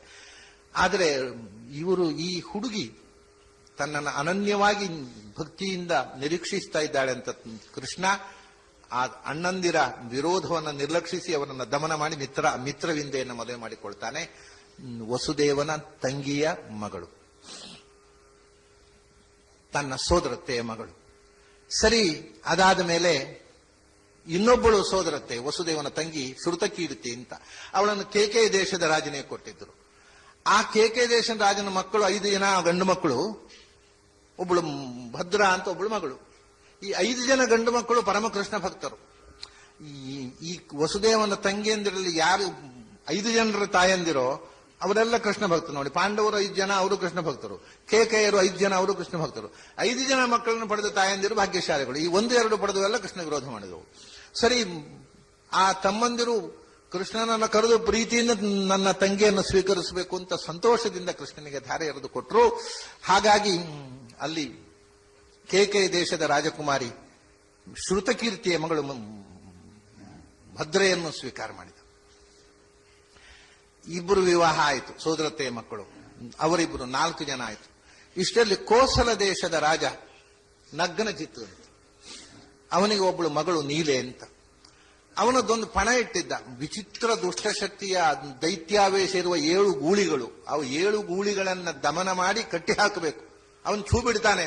ಯಾರು ಕಟ್ಟಿ ಹಾಕ್ತಾರೋ ಅವನು ದಮನ ಮಾಡ್ತಾರೋ ಅವರಿಗೆ ಮಗಳನ್ನು ಕೊಡ್ತೇನೆ ಅಂತ. ಆ ಗೂಳಿಯ ಹತ್ತಿರ ಹೋಗ್ಲಿಕ್ಕೆ ಯಾರು ಇಷ್ಟಪಡಲಿಲ್ಲ. ಯಾರ ಹತ್ತಿರ ಹೋದ್ರೂ ಅವನು ಒದ್ದೋಡಿಸ್ಬಿಡ್ತಿತ್ತು. ಅಂಥದ್ದನ್ನ ಕೃಷ್ಣ ಹೋಗಿ ಆ 7 ಗೂಳಿಗಳನ್ನು ದಮನ ಮಾಡಿ ಅವನ ಮಗಳು ನೀಲೆಯನ್ನು ವಿವಾಹ ಮಾಡಿಕೊಂಡ. ಈ ನೀಲೆಯೇ ಮೊದಲು ಒಂದು ರೂಪದಿಂದ ಹುಟ್ಟಿದ್ಲು. ಯಶೋದೆಯ ತಮ್ಮ ಕುಂಭಕನ ಮಗಳು ನೀಲೆಯಾಗಿ, ಅವಳನ್ನು ನೀಲೆ ಅಂತ ಅವಳಿಗೆ ಹೆಸರು. ಉತ್ತರ ಭಾರತವರು ಅವಳನ್ನು ರಾಧೆ ಅಂತ ಕರೀತಾರೆ. ರಾಧೆ ಅಂತ ಒಂದು ರೂಪವೇ ಭಾಗವತದಲ್ಲಿ ಇಲ್ಲ. ರಾಧಾ ಅನ್ನೋ ಒಂದು ಪಾತ್ರವೇ ಇಲ್ಲ. ಅದು ನೀಲೆಯನ್ನೇ ಅವಳು ರಾಧಾ ಅಂತ ಕರೆಯುವುದು, ಬೇರೆ ರಾಧಾ ಇಲ್ಲ. ಅವಳು ಬಾಲ್ಯದ ಸ್ನೇಹಿತೆ, ಯಶೋದೆಯ ತಮ್ಮನ ಮಗಳು. ಸರಿ, ಬಾಲ್ಯದಿಂದ ಕೃಷ್ಣನನ್ನ ಪ್ರೀತಿಸಿಕೊಂಡು ಬಾಲ್ಯದಲ್ಲೇ ಕೃಷ್ಣನನ್ನ ಗಂಡನಾಗಿ ಸ್ವೀಕಾರ ಮಾಡಿದವಳು. ಈ ನೀಲೆಯನ್ನು ವಿವಾಹ ಆದಾಗ ಆ ನೀಲೆ ಈ ನೀಲೆಯಲ್ಲಿ ಐಕ್ಯವಾಗಿ ಬಿಡ್ತಾನೆ. ಆಮೇಲೆ ಮತ್ತೆ ಮದ್ರದೇಶದ ರಾಜ ಅವನೊಂದು ಸ್ವಯಂವರವನ್ನು ತೀರ್ಮಾನ ಮಾಡಿರ್ತಾನೆ. ಅವಳ ಮಗಳು ಲಕ್ಷಣ ಅಂತ. ಆ ಸ್ವಯಂವರದಲ್ಲಿ ಏನು ಅಂದ್ರೆ, ಅದು ದ್ರೌಪದಿ ಸ್ವಯಂವರಕ್ಕಿಂತಲೂ ಭಯಂಕರ. ಲಕ್ಷ್ಯ ವೇಧ ಮಾಡಬೇಕು, ಹೀಗೆ ಎಲ್ಲ ಮುಚ್ಚಿಟ್ಟ ಲಕ್ಷ್ಯ. ಅದಕ್ಕೆ ಸ್ವಯಂವರವನ್ನು ತೀರ್ಮಾನ ಮಾಡಿರ್ತಾನೆ. ಅವಳ ಮಗಳು ಲಕ್ಷಣ ಅಂತ. ಆ ಸ್ವಯಂವರದಲ್ಲಿ ಏನು ಅಂದ್ರೆ, ಅದು ದ್ರೌಪದಿ ಸ್ವಯಂವರಕ್ಕಿಂತಲೂ ಭಯಂಕರ. ಲಕ್ಷ್ಯ ವೇಧ ಮಾಡಬೇಕು, ಹೀಗೆ ಎಲ್ಲ ಮುಚ್ಚಿಟ್ಟ ಲಕ್ಷ್ಯ. ಅದಕ್ಕೆ ಅಲ್ಲಿ ಸರಿಯಾದ ಬಾಣ ಇಟ್ಟಿದ್ರು. ಇಲ್ಲಿ ಒಂದು ತುಂಡು ಬಾಣ, ಆ ತುಂಡು ಬಾಣದಿಂದ ಲಕ್ಷ್ಯವೇಧ ಮಾಡಬೇಕು. ಕೃಷ್ಣ ಹೋಗಿ ಆ ಲಕ್ಷ್ಯವೇಧ ಮಾಡಿ ಲಕ್ಷಣೆಯನ್ನು ಮದುವೆ ಮಾಡಿಕೊಂಡ. ಹೀಗೆ ಷಣ್ಮಹಿಷಿಯರು ಮತ್ತು ರುಕ್ಮಿಣಿ ಸತ್ಯಭಾಮೆ ಮತ್ತು 6 ಜನ ಷಣ್ಮಹಿಷಿಯರು ವಿಷ್ಣುವಿನ ಪತ್ನಿಯರೇ ಅವರು. ಆದರೆ ಅವರು ಪತ್ನಿಯರಾಗಿ ಭಗವಂತನ ಜೊತೆಗೆ ಸಂಸಾರ ಮಾಡಿದ್ದು ಕೃಷ್ಣಾವತಾರದಲ್ಲಿ ಮಾತ್ರ. ಇಷ್ಟರಲ್ಲಿ ಏನಾಗಿದೆ, ಜರಾಸಂಧ ಇಡೀ ದೇಶವನ್ನ ತನ್ನ ಸ್ವಾಧೀನದಲ್ಲಿ ಇಟ್ಟುಕೊಳ್ಳಬೇಕು ಅಂತ ಎಲ್ಲಾ ರಾಜಕುಮಾರರನ್ನ ಸುಮಾರು 20,800 ಮತ್ತು ಸ್ವಲ್ಪ ಚಿಲ್ಲರೆ ಒಳಗಿಟ್ಟುಕೊಂಡಿದ್ದ. ಆದರೆ ರಾಜಕುಮಾರಿಯರನ್ನ ಹೀಗೆ ಕುಮಾರಿಯರಿಂದ ಹುಟ್ಟಿದ ಮಗನಿಗೆ ರಾಜ್ಯ ಕೊಡುವುದು ಅಂತ ಶೃಗಾಲ ವಾಸುದೇವ ಪೌಂಡ್ರಕ ವಾಸುದೇವ ಒಂಥರ. ಆದರೆ ಅಂತ ಹೇಳ್ಕೊಂಡು ಈ ಹುಡುಗಿಯರು ರಾಜಕುಮಾರಿಯರು ಏನು ಮಾಡುವುದು, ಹೆಣ್ಮಕ್ಕಳನ್ನ ನಾನು ದಿಗ್ಬಂಧನದಲ್ಲಿ ಇಡೋದಿಲ್ಲ ಅಂತ ಅವನದೊಂದು ದೀಕ್ಷೆ. ಸರಿ, ಅಷ್ಟೊತ್ತಿಗೆ ನರಕಾಸುರ ಪ್ರಾಗ್ಜ್ಯೋತಿಷದಲ್ಲಿ, ಈಗಿನ ಅಸ್ಸಾಂ, ಅಲ್ಲಿ ನರಕಾಸುರ ಇದ್ದ. ಅವನು ಹೇಳಿದ, ನಿನಗೆ ಹುಡುಗರನ್ನೆಲ್ಲ ಒಳಗಿಟ್ಟಿದ್ದೆ ಅಲ್ವಾ, ಹುಡುಗಿಯರನ್ನ ನೀನು ಅಪಹಾರ ಮಾಡುದಿಲ್ಲ, ನನಗೆ ಅದರಲ್ಲೇ ಭಾರಿ ಆಸಕ್ತಿ, ನಾನು ಮಾಡ್ತೀನಿ ಆ ಕೆಲಸ ಅಂದ. 16,100 ಜನ ಯುವತಿಯರನ್ನ ಅಪಹಾರ ಮಾಡಿ, ಅದ್ರ ಅನೇಕ ಮಂದಿ ದೇವತಾ ಸ್ತ್ರೀಯರು ಇದ್ರು, ರಾಜಕುಮಾರಿಯರಾಗಿ ಹುಟ್ಟಿದವರು. ಈ 16,100 ಜನ ಅಗ್ನಿಪುತ್ರರು ಕೃಷ್ಣನ ಪತ್ನಿಯರಾಗಬೇಕು ಅಂತ ತಪಸ್ಸು ಮಾಡಿ ಸ್ತ್ರೀಯರಾಗಿ ಹುಟ್ಟಿದವರು. ಸರಿ, ಈ 16,100 ಜನರನ್ನ ಸೆರೆಮನೆಯಲ್ಲಿ ಇಟ್ಟಿದ್ದ ಅವನು. ಇವನು 20,000 ಚಿಲ್ಲರೆ, ಅವ್ರದ್ದು 16,000 ಚಿಲ್ಲರೆ ಹೆಣ್ಮಕ್ಕಳು. ಸರಿ, ಅಷ್ಟು ಮಂದಿಯನ್ನು ಸೆರೆಮನೆಯಲ್ಲಿ ಇಟ್ಟಿದ್ದ. ಅಷ್ಟೇ, ಅದಿತಿಯ ಕುಂಡಲವನ್ನು ದೇವಲೋಕದಿಂದ ಅಪಹಾರ ಮಾಡಿ ತನ್ನ ಸ್ವಾಧೀನ ಇಟ್ಟುಕೊಂಡಿದ್ದ. ದೇವತೆಗಳು ಬಂದು ಕೃಷ್ಣನ ಹತ್ರ ಪ್ರಾರ್ಥನೆ ಮಾಡಿದ್ರು, ಅದಿತಿಯ ಕುಂಡಲವನ್ನ ಸಿಗುವಂತೆ ಮಾಡಬೇಕು ನೀನು ಅಂತ. ಈ ಕಡೆಯಿಂದ ಋಷಿಮುನಿಗಳು, ರಾಜಕುಮಾರರು, ಕ್ಷತ್ರಿಯರು ಎಲ್ಲರೂ ಪ್ರಾರ್ಥನೆ ಮಾಡಿದ್ರು, ನರಕಾಸುರನ ಕಾಟದಿಂದ ನಮ್ಮನ್ನು ಪಾರು ಮಾಡಬೇಕು ಅಂತ. ಸತ್ಯಭಾಮ ಸಮೇತನಾಗಿ ಕೃಷ್ಣ ಪ್ರಾಗ್ಜ್ಯೋತಿಷಪುರಕ್ಕೆ ಹೋದ. ನರಕಾಸುರನ ಹತ್ರ ಹೇಳಿದ, ನೋಡು, ಆ ತಾಯಿಯ ಕುಂಡಲವನ್ನು ಕೊಟ್ಟುಬಿಡು. ಆಮೇಲೆ ಈ 16,100 ಜನ ಹೆಣ್ಮಕ್ಕಳನ್ನ ಅವರವರ ತಾಯಿ ಮನೆಗೆ, ತಂದೆ ತಾಯಿ ತವರ ಮನೆಗೆ ಕಳಿಸಿಬಿಡು. ನಿನ್ನ ಮೇಲೆ ನನಗೇನು ಬೇರೆ ಕೋಪ ಇಲ್ಲ, ಇಷ್ಟು ಮಾಡುವ. ನರಕಾಸುರ ಹೇಳಿದ, ಹೆಣ್ಮಕ್ಕಳನ್ನ ಅಪಹಾರ ಮಾಡಿದ್ದು ಮನೆಗೆ ಕಳಿಸ್ಲಿಕ್ಕಲ್ಲ, ಅವ್ರನ್ನ ಬಿಡೋಲ್ಲ, ಕುಂಡಲ ಕೊಡೋಲ್ಲ. ಸರಿ, ಯುದ್ಧ ಆಯಿತು. ಯುದ್ಧದಲ್ಲಿ ನರಕಾಸುರನನ್ನ ಸಂಹಾರ ಮಾಡಿದ ಕೃಷ್ಣ. ನರಕಾಸುರನ ಸಂಹಾರ ಮಾಡಿದಾಗ ಭೂಮಿದೇವಿ ಬಂದು ಭಗದತ್ತ, ನರಕಾಸುರನ ಮಗ, ಅವನನ್ನ ಕೃಷ್ಣನ ಮುಂದೆ ಭಗದತ್ತನನ್ನ ರಾಜ್ಯದಲ್ಲಿ ಕೂಡಿಸಿ, ಮೊದಲು ಸೆರೆಮನೆಯ ಬಾಗಿಲು ತೆರೆಯಿರಿ, ಆ ಹೆಣ್ಮಕ್ಕಳನ್ನೆಲ್ಲ ಬಿಡುಗಡೆ ಮಾಡಿ ನೀವು ಸ್ವತಂತ್ರರು, ನೀವು ನಿಮ್ಮ ತಂದೆ ತಾಯಿ ಮನೆಗೆ ಹೋಗ್ರಿ ಇಂದ ಕೃಷ್ಣ. ಅವ್ರು ಹೇಳ್ತಾರೆ, ಕೃಷ್ಣ, ನಾವು ಹೋದ್ರೆ ಯಾರು ಮದುವೆ ಮಾಡಿಕೊಳ್ತಾರೆ ನಮ್ಮನ್ನ? ನರಕಾಸುರನ ಮನೆಯಲ್ಲಿ ಇದ್ದವಳು ಅಂತ ಒಬ್ಬ ಗಂಡು ಮದುವೆ ಮಾಡಿಕೊಳ್ಳೋಲ್ಲ, ನಮಗೆ ಅವಮಾನದ ಬಾಳು ಬದುಕಬೇಕಾಗತ್ತೆ, ನಾವು ಇಲ್ಲೇ ಇದ್ಬಿಡ್ತೇವೆ. ಕೃಷ್ಣ ಹೇಳಿದ, ಯಾಕೆ ಅವಮಾನದ ಬಾಳು? ನಿಮ್ಮ ಕೈ ಹಿಡಿಯುವ ಗಂಡು ಇಲ್ಲೋ, ಕೃಷ್ಣ ಮದುವೆ ಮಾಡಿಕೊಳ್ತಾನೆ, ನೀವು ಅವಮಾನದ ಬಾಳು, ಕೃಷ್ಣನ ರಾಣಿಯರು ಅನ್ನುವ ಗೌರವದಿಂದ ಬದುಕಿ ಅಂತ ಹೇಳಿಕೊಂಡು ಅಷ್ಟು ಜನ ಸ್ತ್ರೀಯರನ್ನು ಸ್ವೀಕಾರ ಮಾಡಿ ದ್ವಾರಕೆ ಕಳಿಸಿಕೊಡ್ತಾನೆ. ಹೀಗೆ 16 ಪ್ರಾಯ ಭಗವಂತನ ಯಾವ ಅವತಾರದಲ್ಲೂ ತೋರದ ಒಂದು ವಿಚಿತ್ರ ಲೀಲೆ. ಇಷ್ಟು ಜನ ಸ್ತ್ರೀಯರನ್ನು ವಿವಾಹ ಮಾಡಿ ಇವರಲ್ಲಿ ಎಲ್ಲ ಸಂತಾನ ಉತ್ಪತ್ತಿ ಮಾಡಿ ತಾನು ಅನಾಥ ಬ್ರಹ್ಮಚಾರಿಯಾಗಿ ಕೂತ್ಬಿಟ್ಟ. ಯಾವ ಲೇಪವೂ ನನಗಿಲ್ಲ ಅಂತಾನೆ ಅವನು. ಸರಿ, ಇದೆಲ್ಲ ಆಯ್ತು. ಇದಾದ ಮೇಲೆ ಇನ್ನೊಂದು ನಾಟಕ ಮಾಡಬೇಕಿತ್ತು ಕೃಷ್ಣನಿಗೆ. ಮಕ್ಕಳಾಗಬೇಕಲ್ಲ, ಮಕ್ಕಳಾಗಬೇಕು ಅಂತ ಹೇಳಿ ತನ್ನ ಮಗ, ಮೂಲ ರೂಪದ ಮಗ ಕಾಮ, ಅವನೇ ಪ್ರದ್ಯುಮ್ನೇ ಮಗನಾಗಿ ಹುಟ್ಟಬೇಕು. ಆದರೆ ಏನು, ಇದಕ್ಕೊಂದು ವ್ಯವಸ್ಥೆ ಮಾಡಬೇಕು. ಪ್ರದ್ಯುಮ್ನ ಕಾಮ ಶಿವ ತಪಸ್ಸು ಮಾಡಿ ತನ್ನ ಉರಿಗಣ್ಣಿನಿಂದ ಕಾಮನನ್ನು ಸುಟ್ಟಿದ್ದಾನೆ. ಯಾರು ಸುಟ್ಟಿದ್ದಾನೋ ಅವನಿಂದಲೇ ಆ ಮಗು ಬರಬೇಕು ಅಂತ ವ್ಯವಸ್ಥೆ ಕೃಷ್ಣನದ್ದು. ಅದಕ್ಕೋಸ್ಕರ ಏನು ಮಾಡಿದ, ಲೋಕದೃಷ್ಟಿ ವ್ಯವಸ್ಥೆ ಕೃಷ್ಣನದ್ದು. ಅದಕ್ಕೋಸ್ಕರ ಏನು ಮಾಡಿದ, ಲೋಕದೃಷ್ಟಿಯಲ್ಲಿ ಶಿವನನ್ನು ಕುರಿತು ತಪಸ್ಸು ಮಾಡ್ತೇನೆ ಅಂತ ಹೋದ. ಶಿವನನ್ನು ಕುರಿತು ತಪಸ್ಸು ಮಾಡ್ತೇನೆ, ಜನ ಭ್ರಮೆಗೆ ಒಳಗಾಗುವಂತೆ ನಾನೇ ಮಾಡ್ತೇನೆ ಅಂತ ಶಿವನಿಗೆ ವರವೇಳೆ ಕೊಟ್ಟಿದ್ದ. ಶಿವನನ್ನು ಕುರಿತು ತಪಸ್ಸು ಮಾಡಿ ಶಿವ ಸುಟ್ಟಂತಹ ಮಗು ಶಿವನ ಮೂಲಕವೇ ಬರಬೇಕು, ಅದು ಮಾಡಿದ್ದಕ್ಕೆ ಪರಿಮಾರ್ಜನೆ ಅವನ ಮೂಲಕವೇ ಆಗಬೇಕು. ಇದು ವಿಧಿಯ ಭಗವಂತನ ಉದ್ದೇಶ. ಹಾಗೆ ಹೋಗಿ ಶಿವನನ್ನು ಕುರಿತು ತಪಸ್ಸು ಮಾಡಿದ. ಶಿವ ಪ್ರತ್ಯಕ್ಷ ಆಗಿ ಏನು, ಶಿವನ ಒಳಗಿರತಕ್ಕ ತನ್ನನ್ನೇ ತಪಸ್ಸು ಮಾಡಿದವನು ಇನ್ಯಾನು ತಪಸ್ಸು ಮಾಡಬೇಕು? ಪ್ರತ್ಯಕ್ಷ ಆಗಿ ಏನು ಭಗವಂತ, ನನ್ನಿಂದ ಏನಾಗಬೇಕು ಅಂತ, ನೀನು ಸುಟ್ಟ ನನ್ನ ಮಗ ಮತ್ತೆ ಮರಳಿ ನನ್ನ ಮಗನಾಗಿ ಹುಟ್ಟುವಂತ ವ್ಯವಸ್ಥೆ ಮಾಡುವಂತ ಹೇಳಿ ಬಂದ. ಪ್ರದ್ಯುಮ್ನ ಹುಟ್ಟಿದ. ಪ್ರದ್ಯುಮ್ನ ಹುಟ್ಟಿದ ತಕ್ಷಣ ಆ ಮಗುವನ್ನ ಶಂಬರ ಅನ್ನತಕ್ಕಂಥ ಅಸುರ ಅಪಹಾರ ಮಾಡಿಬಿಟ್ಟ. ಅಪಹಾರ ಮಾಡಿ ಆ ಮಗುವಿನ ಸಮುದ್ರಕ್ಕೆ ಎಸೆದು ಬಿಟ್ಟ. ಸಮುದ್ರಕ್ಕೆ ಎಸೆದಾಗ ಒಂದು ಮೀನು ಆ ಮಗುವನ್ನ ಕಬಳಿಸಿತು. ಬೆಸ್ತರು ಆ ಮೀನು ಹಿಡಿದ್ರು, ಅದನ್ನ ತುಂಡು ಮಾಡುವಾಗ ಅದರೊಳಗೆ ಒಂದು ಜೀವಂತವಾದ ಮಗು ಇದೆ, ಅದನ್ನು ಕೊಂಡೋಗಿ ಶಂಬರ್ನಿಗೆ ಕೊಟ್ಟರು. ನೋಡಿ, ಅವನು ಸಮುದ್ರಕ್ಕೆ ಎಸೆದು ಅವನ ಮನೆಗೆ ಬಂತು ಆ ಮಗು. ವಿಧಿ ತೀರ್ಮಾನ ಮಾಡಿದಾಗ ಆಗತ್ತೆ ಹೊರತು ಅವನು ಸಾಯಬೇಕು ಅಂತ ಸಮುದ್ರಕ್ಕೆ ಎಸೆದಿದ್ರೆ ಅವನು ಸಾಕಿದ ಆ ಮಗುವನ್ನ. ಅಲ್ಲಿ ರತಿ ಅವನ ಮನೆಯಲ್ಲಿ ಅಡಿಗೆ ಕೋಣೆಯಲ್ಲಿ ಸೇರಿಕೊಂಡಿದ್ರು ಶಾಪಗ್ರಸ್ತರಾಗಿ. ಸರಿ, ರತಿಗೆ ಗೊತ್ತು ಇವನು ಮನ್ಮಥ ಅಂತ. ಆ ಮಗುವನ್ನ ಬೆಳೆಸಿದ್ಲು, ಆ ಮಗುವನ್ನ ಪ್ರೀತಿಸಿದ್ಲು. ಇವನಿಗೆ ಏನಮ್ಮ ನೀನು ತಾಯಿ, ನನ್ನನ್ನು ಪ್ರೀತಿಸ್ತಾ ಇದ್ದಿ, ತಾಯಿ ಹೀಗೆ ಮಾಡುವುದು ಅಂದ್ರೆ ಏನು? ನಾನು ನಿನ್ನ ತಾಯಿ ಅಲ್ಲ, ನಿನ್ನ ಹೆಂಡತಿ, ನೀನು ಮನ್ಮಥ. ಅನ್ಯಾಯವಾಗಿ ನೀನು ಕೃಷ್ಣನ ರುಕ್ಮಿಣಿಯ ಗರ್ಭದಲ್ಲಿ ಬಂದವನನ್ನು ಅಪಹಾರ ಮಾಡಿದ ಶಂಬರ ಇವನು, ಅವನನ್ನು ಸಂಹಾರ ಮಾಡು ಅಂತ ಹೇಳ್ತಾಳೆ. ಶಂಬರ್ನ ಜೊತೆಗೆ ಯುದ್ಧ ಮಾಡಿ ಶಂಬರ್ನನ್ನು ಕೊಂದು ರತಿ ಮನ್ಮಥರು ದ್ವಾರಕೆಗೆ ಮರಳುತ್ತಾರೆ. ಹೀಗೆ ಒಂದು ಘಟ್ಟ ನಡೆದರೆ ಅಲ್ಲಿ ಶಿವನನ್ನು ಕುರಿತು ತಪಸ್ಸು ಮಾಡಿ ಮರಳಿ ಬರುವಾಗ ಕೃಷ್ಣ ಇಲ್ಲಿ ಏನಾಗಿದೆ ಅಂದ್ರೆ ಇನ್ನೊಬ್ಬ ವಾಸುದೇವ ದಾಳಿ ಮಾಡಿದ್ದಾನೆ, ಪೌಂಡ್ರಕ ವಾಸುದೇವ. ಕಾಶಿರಾಜನ ಮಗಳನ್ನ, ನನಗೂ ಗಂಡು ಮಕ್ಕಳಿಲ್ಲ, ನಿನ್ನಿಂದ ಒಂದು ಗಂಡು ಮಗು ಬೇಕು ಅಂತ ಕೇಳಿದ್ದಕ್ಕೆ ಒಂದು ಮಗು ಹುಟ್ಟಿತ್ತು, ಅವನೇ ಪೌಂಡ್ರಕ ವಾಸುದೇವ. ಈ ಪೌಂಡ್ರಕ ವಾಸುದೇವನನ್ನ ಜನರೆಲ್ಲ ಪುಸಲಾಯಿಸಿದರಂತೆ. ಕಾಮಸ್ತು ವಾಸುದೇವಾಂಶೋ ದಗ್ಧ ಪ್ರಾಗ್ರುದ್ರಮಂಜುನಾ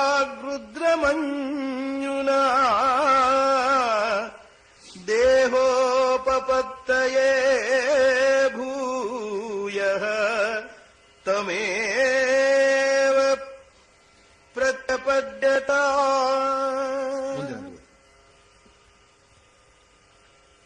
ತ್ವಂ ವಾಸುದೇವೋ ಭಗವಾನವತೀರ್ಣೋ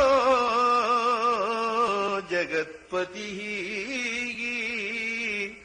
ಪ್ರಸ್ತೋಭತೋ ಬಾಲೈಃ ಮೇನೆ ಸ್ವಾತ್ಮಾನಮಚ್ಯುತಂ.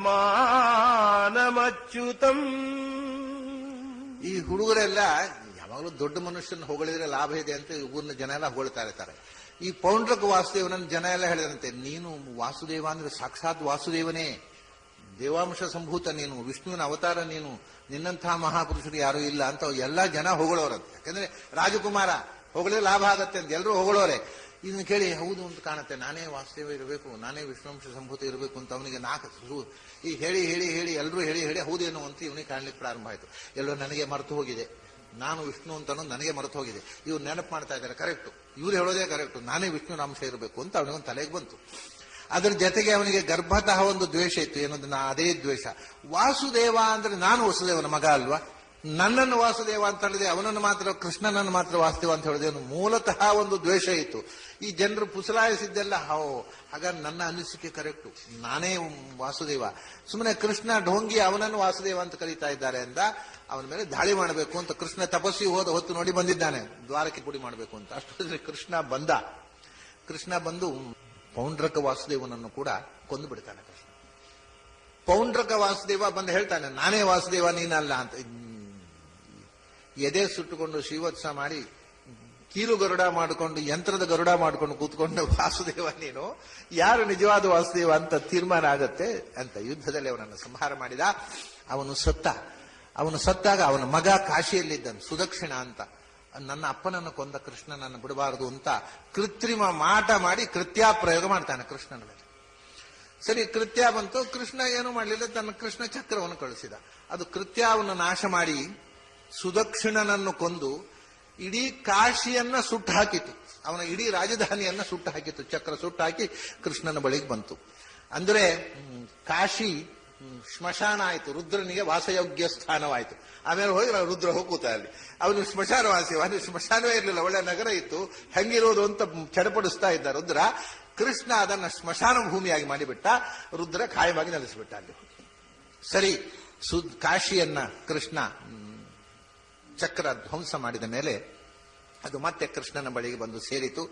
ಇಷ್ಟೆಲ್ಲ ಆದ ಮೇಲೆ ಒಂದು ಸರ್ತಿ ಏನಾಗಿದೆ, ಒಂದು ಗ್ರಹಣ, ಸೂರ್ಯಗ್ರಹಣ ಕಾಲದಲ್ಲಿ ಕುರುಕ್ಷೇತ್ರದಲ್ಲಿ ಹೋಗಿ ಆ ಸಮಂತ ಪಂಚಕದಲ್ಲಿ ಸ್ನಾನ ಮಾಡಿ ಒಂದು ಯಾಗ ಮಾಡಬೇಕು. ಯಾಕೆಂದ್ರೆ ಅದರಲ್ಲಿ ಮುಂದೆ ಯುದ್ಧ ನಡೆಯುವುದಕ್ಕೆ ಬೇಕಾದಂತಹ ಪುಣ್ಯ ಭೂಮಿಯನ್ನಾಗಿ ಮಾಡಬೇಕು ಅಂತ ಕೃಷ್ಣ ಹೋಗಿ ಕುರುಕ್ಷೇತ್ರದಲ್ಲಿ ಯಾಗ ಮಾಡಿದ್ದಾನೆ.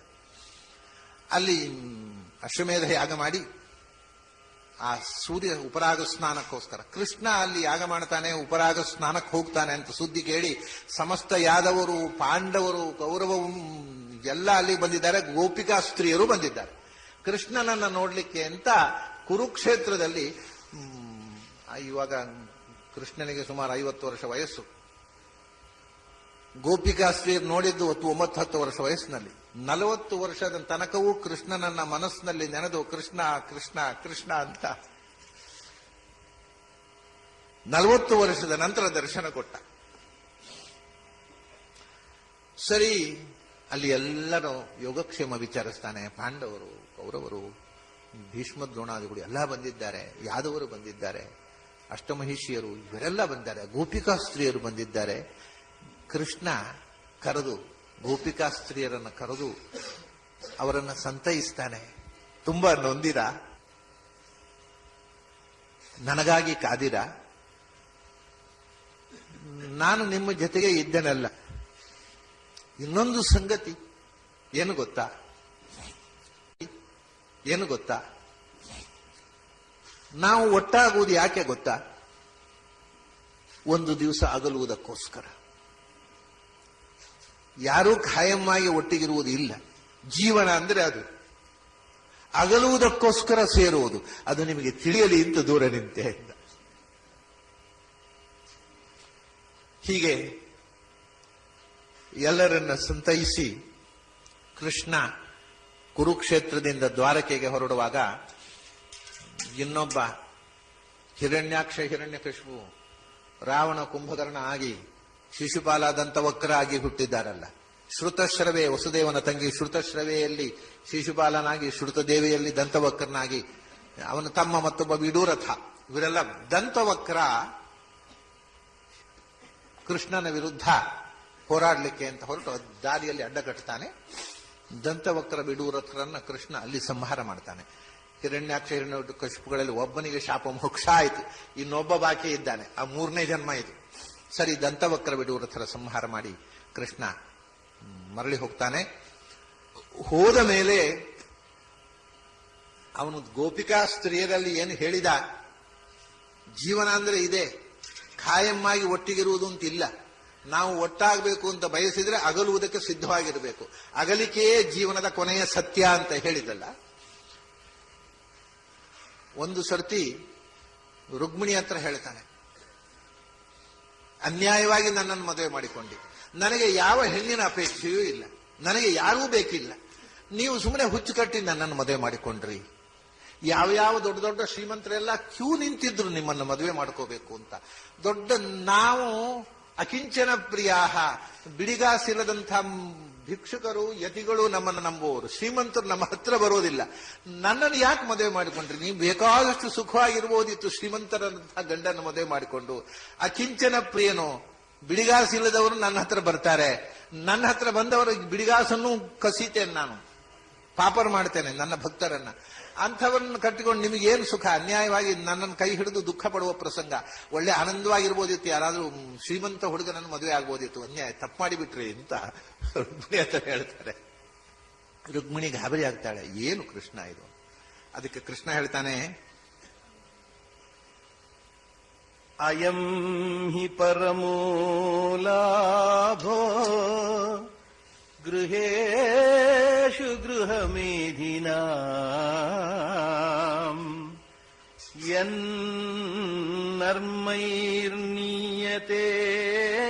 ಯಾಮಃ ಪ್ರಿಯಯಾಭೀರುಭಾಮಿನಿ. ಗಾಬರಿ ಆದ್ಯಾ ನನ್ನ ಮಾತು ಕೇಳಿ? ಛೇ ನಾನು ತಮಾಷೆ ಮಾತಾಡಿದ್ದು ಅಂತಂದ್ಬಿಟ್ಟ. ಮತ್ತೆ ಹೆಂಡತಿ ಹತ್ರ ತಮಾಷೆ ಮಾಡಿದ್ರೆ ಇನ್ಯಾರ ಹತ್ರ ತಮಾಷೆ ಮಾಡಬೇಕು? ತಮಾಷೆಯಾಗಿ ರಾತ್ರಿಯನ್ನು ಕಳೆಯೋಣ ಅಂತ ತಮಾಷೆ ಮಾಡಿದ್ರೆ ನೀನು ಗಾಬರಿ ಆಗೋದಾ? ಛೇ, ದಾಂಪತ್ಯ ಜೀವನದ ಸೌಭಾಗ್ಯ ಅಂದ್ರೆ ಹೀಗೆ ವಿನೋದದಿಂದ ದಿನ ಕಳೆಯೋದು. ತಮಾಷೆ ಮಾತಾಡಿಕೊಂಡು ಪರಿಹಾಸ್ಯ ಮಾಡಿಕೊಂಡು ಒಬ್ರಿಗೊಬ್ರು ವಿನೋದ ಮಾಡ್ಕೊಂಡಿರ್ಬೇಕು. ಹೀಗೆ ಮುಖ ಸಿಂಡರಿಸಿಕೊಂಡ್ರೆ ಹೇಗೆ? ನಾನು ತಮಾಷೆಗೆ ಹೇಳಿದ್ದು, ಬೇಜಾರು ಮಾಡಬೇಡ ಅಂತ ಸಮಾಧಾನ ಮಾಡಿಬಿಡ್ತಾರೆ. ಹೀಗೆ ಎಲ್ಲರ ಹತ್ರವೂ ನಿರ್ಲಿಪ್ತನಾಗಿದ್ದು ಎಲ್ಲ ಪತ್ನಿಯರಲ್ಲೂ ಕೂಡ ಇಷ್ಟು ವಿಶೇಷ ಯಾರಿಗೂ ಅನ್ಯಾಯ ಮಾಡಲಿಲ್ಲ ಕೃಷ್ಣ. 16,108 ರೂಪದಿಂದ 16,108 ಮಹಿಷಿಯರ ಜೊತೆಗೆ ಸಂಸಾರ ಮಾಡಿದ. ಯಾರ ಮನೆಯಲ್ಲಿ ನೋಡಿದ್ರು ನಮ್ಮ ಮನೆಯಲ್ಲೇ ಕೃಷ್ಣ ಇರುವುದು ಅಂತ ಭಾವನೆ ಬರುವ ಹಾಗೆ ಮಾಡಿ ಪ್ರತಿಯೊಬ್ಬರಿಗೂ 10 ಮಕ್ಕಳು. ವಿಶೇಷವಾಗಿ ಒಂದು ಸಂಗತಿ ತಿಳ್ಕೊಳ್ಬೇಕಾದೇನು ಅಂದ್ರೆ, ಪ್ರದ್ಯುಮ್ನದ್ದು ನೋಡಿದ್ದೇವೆ ನಾವು. ಅಲ್ಲದೆ ರುದ್ರದೇವರನ್ನ ತಪಸ್ಸು ಮಾಡಿದ್ದಕ್ಕೆ ತನ್ನ 2 ಮಕ್ಕಳನ್ನೇ ಧಾರೆ ಎರೆದಿದ್ದಾರೆ ಕೃಷ್ಣನಿಗೆ. ಗಣಪತಿಯನ್ನು, ಸ್ಕಂದನನ್ನು ನನ್ನ ಮಕ್ಕಳೆಲ್ಲ ನಿನ್ನ ಮಕ್ಕಳು ಅಂತ ಕೊಟ್ಟು ಬಿಟ್ರು. ಗಣಪತಿಯೇ ಚಾರುದೇಶನಾಗಿ ಹುಟ್ಟಿದ, ಸ್ಕಂದನೆ ಜಾಂಬವತಿಯಲ್ಲಿ ಸಾಂಬನಾಗಿ ಹುಟ್ಟಿದ. ಹೀಗೆ ಇಬ್ಬರು ಶಿವಪುತ್ರರನ್ನ ಮಕ್ಕಳಾಗಿ ಪಡೆದ. ಹೀಗೆ ಸಂತಾನ ಬೆಳೆಯಿತು. ನಾರದರಿಗೆ ಕುತೂಹಲ, ಇಷ್ಟು ಜನ ಹೆಂಡಂದ್ರ ಜೊತೆಗೆ ಕೃಷ್ಣ ಹೇಗೆ ಸಂಸಾರ ಮಾಡ್ತಾನೆ ಅಂತ ನೋಡಬೇಕು ಅಂತ ಬಂದರು. ಯಾವ ಮನೆ ಹೋದ್ರೂ ಆ ಮನೆಯಲ್ಲಿ ಕೃಷ್ಣ ಇದ್ದಾನೆ. ಒಂದ್ ಕಡೆ ರಾಜಕಾರಣ ಚರ್ಚೆ ಮಾಡ್ತಾ ಇದ್ದಾನೆ, ಒಂದ್ ಕಡೆ ಆಟ ಆಡ್ತಾ ಇದ್ದಾನೆ, ಒಂದ್ ಕಡೆ ಹೆಂಡತಿ ಹತ್ರ ಮಾತಾಡ್ತಾ ಇದ್ದಾನೆ, ಒಂದ್ ಕಡೆ ಸ್ನಾನ ಮಾಡ್ತಾ ಇದ್ದಾನೆ, ಒಂದ್ ಕಡೆ ಮಕ್ಕಳ ಹತ್ರ ಆಡ್ತಾ ಇದ್ದಾನೆ. ಎಲ್ಲಿ ಹೋದ್ರೆ ಅಲ್ಲಿ ಒಂದೊಂದು ಕಡೆ ಒಂದೊಂದು ವಿಧದಿಂದ. ಒಂದ್ ಕಡೆ ಬಂದ್ರೆ ಏನು ಅಪರೂಪದಿಂದ ಬಂದ್ರು, ಬರ್ರಿ ನಿಮ್ ಪಾದ ಪ್ರಕ್ಷಾಳನೆ ಮಾಡಿ ಕಳಿಸ್ತೇನೆ ಅಂತ ಕುಡಿಸಿ ಪಾದಪೂಜೆ ಮಾಡ್ತಾ ಇದ್ದಾರೆ. ವಿಚಿತ್ರ ವಿಶ್ವರೂಪ ದರ್ಶನ. ಇದು ನಾರದರಿಗಾದ ವಿಶ್ವರೂಪ ದರ್ಶನ. ಇದನ್ನ ನೋಡಿ ಗಾಬರಿಯಾಗಿ ಕೃಷ್ಣನನ್ನ ಸ್ತೋತ್ರ ಮಾಡಿ ಹೊರಟು ಹೋಗ್ತಾರೆ. ಪ್ರದ್ಯುಮ್ನ ಒಂದು ಮದುವೆ ಆಗಿತ್ತಲ್ಲ, ರತಿಯನ್ನು ಕಟ್ಟಿಕೊಂಡೇ ಬಂದಿದ್ದ. ಆಮೇಲೆ ರುಗ್ಮಿಯ ಮಗಳು ರುಗ್ಮವತಿಯನ್ನ, ರುಗ್ಮಿಗೆ ಮನಸ್ಸಿಲ್ಲದೆ ಇದ್ರೂ ಕೂಡ ಕೃಷ್ಣನಿಗೆ ಹೆದರಿ ತಂಗಿಯ ಮೇಲಿನ ಪ್ರೀತಿಯಿಂದ ಪ್ರದ್ಯುಮ್ನಿಗೆ ಮದುವೆ ಮಾಡಿ ಕೊಡ್ತಾನೆ. ಈ ರುಗ್ಮವತಿಯಲ್ಲಿ ಅನಿರುದ್ಧ ಹುಟ್ಟುತ್ತಾನೆ. ಇದು ಮೂಲ ರೂಪದ ಅನಿರುದ್ಧನೇ, ಇಲ್ಲಿ ಅನಿರುದ್ಧನಾಗಿ ಹುಟ್ಟುತ್ತಾನೆ. ಆ ಅನಿರುದ್ಧನಿಗೆ ರುಗ್ಮಿಯ ಮೊಮ್ಮಗಳು ರಚನೆಯನ್ನು ಕೊಟ್ಟು ಮದುವೆ ಆಗತ್ತೆ. ಅದರ ಜೊತೆಗೆ ಬಾಣಾಸುರನ ಮಗಳು ಉಷೆ ಕನಸಿನಲ್ಲಿ ಕಂಡು ಮೆಚ್ಚಿ ಅವನನ್ನು ವರಿಸ್ತಾಳೆ. ಇದಿಷ್ಟು ಕೃಷ್ಣನ ಸಂತಾನದ ಬಗ್ಗೆ ನಾವು ಸಂಕ್ಷಿಪ್ತವಾಗಿ ತಿಳ್ಕೊಳ್ಬೇಕಾದ ಸಂಗತಿ.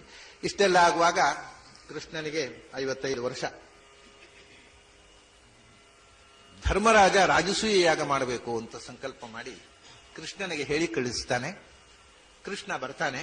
ಕೃಷ್ಣ ಬಂದು ರಾಜಸೂಯ ಯಾಗ ಮಾಡಬೇಕು ಅಂತ ಕೃಷ್ಣ ಹೇಳ್ತಾನೆ, ಮಾಡು, ಅಡ್ಡಿ ಇಲ್ಲ. ಆದ್ರೆ ಜರಾಸಂಧನನ್ನ ಗೆದ್ದು ಕಪ್ಪ ತರದೆ ರಾಜಸೂಯ ಯಾಗ ಮಾಡ್ಲಿಕ್ಕೆ ಆಗೋದಿಲ್ಲ. ನನ್ನಿಂದೂ ಆಗಲಿಲ್ಲ ಗೆಲ್ಲಿಕ್ಕೆ, ನಾನು ಅವನ್ನ ಹೆದರಿ ಓಡಿ ಹೋದವ. ನಿನ್ನಿಂದ ಆಗುದಾದ್ರೆ ಮಾಡಪ್ಪ ಅಂದ. ತಮಾಷೆ, ಎಲ್ಲಿ ಹೋದ್ರು ಕೃಷ್ಣನಿಗೆ ತಮಾಷೆ. ಅಯ್ಯೋ ಹಾಗಾದ್ರೆ ಬೇಡ ಕೃಷ್ಣ, ನಿನಗೆ ಆಗಲಿಲ್ಲ ಅಂದ್ಬಿಟ್ಟು ನನ್ನಿಂದ ಆಗುವುದಿಲ್ಲ. ನನಗೆ ರಾಜಸೂಯೂ ಬೇಡ, ಸಾಮ್ರಾಜ್ಯವೂ ಬೇಡ, ಇದ್ದದ್ದು ಸಾಕು.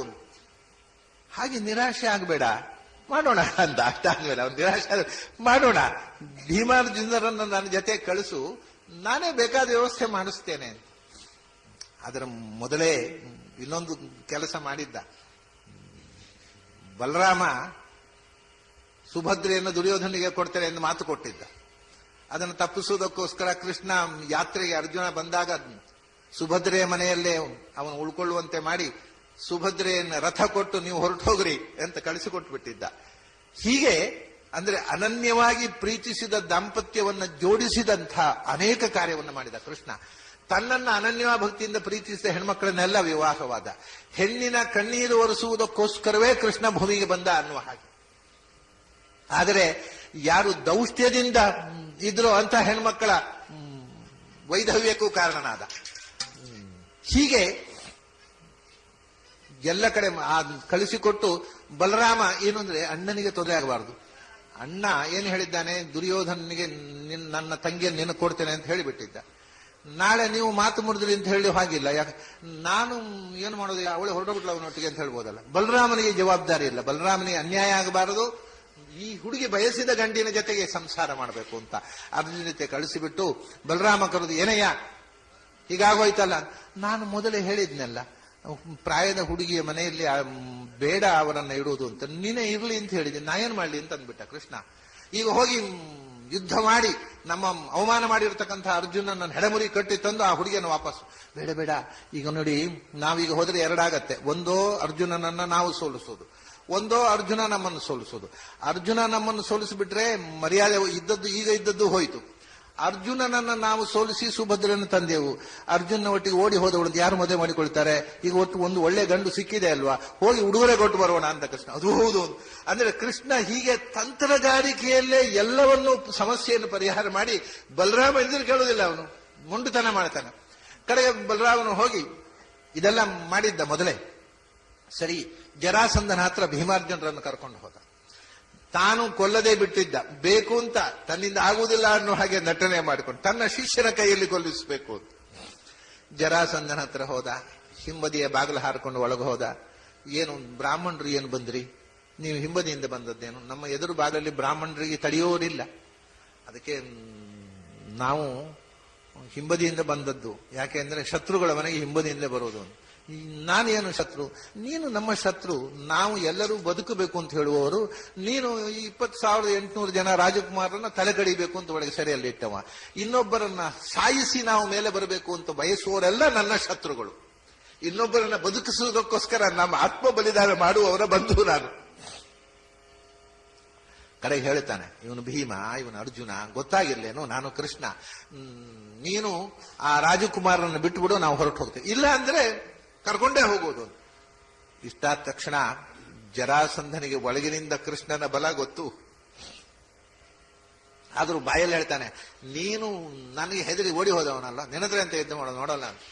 ಮತ್ತೆ ಇವನು ಇನ್ನು 55 ವರ್ಷದ ಹುಡುಗ, ನನ್ನ ಕಣ್ಮುಂದೆ ಬೆಳೆದಂತಹ ಹುಡುಗ, ಲಂಗೋಟಿ ಹುಡುಗ, ಇವನ ಹತ್ರ ಏನು ಯುದ್ಧ? ಅರ್ಜುನೂ ಬೇಡ, ಭೀಮನ ಹತ್ರ ಯುದ್ಧ ಮಾಡ್ತೇನೆ ಅಂತ ಕೃಷ್ಣನೇ ಬುದ್ಧಿ ಕೊಟ್ಟದ್ದು. ಅವನಿಗೇನು ಅಂದ್ರೆ, ಅರ್ಜುನ ಹತ್ರ ಯುದ್ಧ ಮಾಡಿ ಸೋತ್ರೆ ಮಹಾ ಅವಮಾನ, ಕೃಷ್ಣನ ಹತ್ರ ಗೆಲ್ಲುವುದು ಸಾಧ್ಯ ಇಲ್ಲ.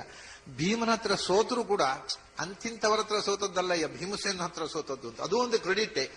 ಗೆದ್ರಂತೂ ಮಹಾ ಕ್ರೆಡಿಟ್ ಅಂತ. ಹೀಗೆಲ್ಲ ಯೋಚನೆ ಮಾಡಿ ದುರ್ಬುದ್ಧಿಯಿಂದ ಭೀಮನ ಹತ್ರವೇ ಸಾಯ್ಬೇಕಾಗಿತ್ತು ಭೀಮನಿಗೆಲ್ಲ. ಹಾಗೆ ಭೀಮನ ಹತ್ರ ಯುದ್ಧ ಮಾಡ್ತೇನೆ ಎಂದ. ಅಡ್ಡಿ ಇಲ್ಲ, ನನ್ನ ಹತ್ರ ಯುದ್ಧ ಮಾಡೋದು ಬೇಡ, ನೀನು ಅರ್ಜುನ ಹತ್ರ ಬೇಡ, ಭೀಮನ ಹತ್ರವೇ ಮಾಡು. ಭೀಮನ ಹತ್ರ ಯುದ್ಧ ಆಗಿ 15 ದಿವಸ ಯುದ್ಧ ನಡೆದಿದೆ.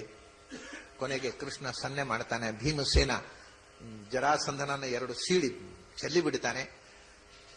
ಕೃಷ್ಣ ಹೋಗಿ ಮೊದಲು ಬಾಗಿಲು ಅವನು ಸಹದೇವ ಬರ್ತಾನೆ. ಜರಾಸಂಧನ ಅವನು ಯುದ್ಧಕ್ಕೆ ಹೋಗೋ ಮುಂಚೆ ಅವನು ಸಂಶಯ ಬಂದಿದೆ. ಕೃಷ್ಣ ಬಂದ ಮೇಲೆ ನನಗೇನು ಉಳಿಗಾರ ಇಲ್ಲ ಅಂತ ತನ್ನ ಮಗನನ್ನ ಪಟ್ಟಾಭಿಷೇಕ ಮಾಡಿ ಕೂಡಿಸಿ ಯುದ್ಧಕ್ಕೆ ಬಂದಿದ್ದ. ಸಹದೇವ ಬಂದು ಕಪ್ಪ ಕಾಣಿಕೆ ಒಪ್ಪಿಸಿ ತನ್ನ ತಂಗಿಯನ್ನ ಒಪ್ಪಿಸ್ತಾನೆ. ಮೊದಲು ಬಾಗಿಲು ತೆಗಿ. ಅವರು ಅಲ್ಲಿ ಏನು 20,000 ಚಿಲ್ಲರೆ ರಾಜಕುಮಾರರೆಲ್ಲ ಸೆರೆಮನೆಯಲ್ಲಿದ್ರು.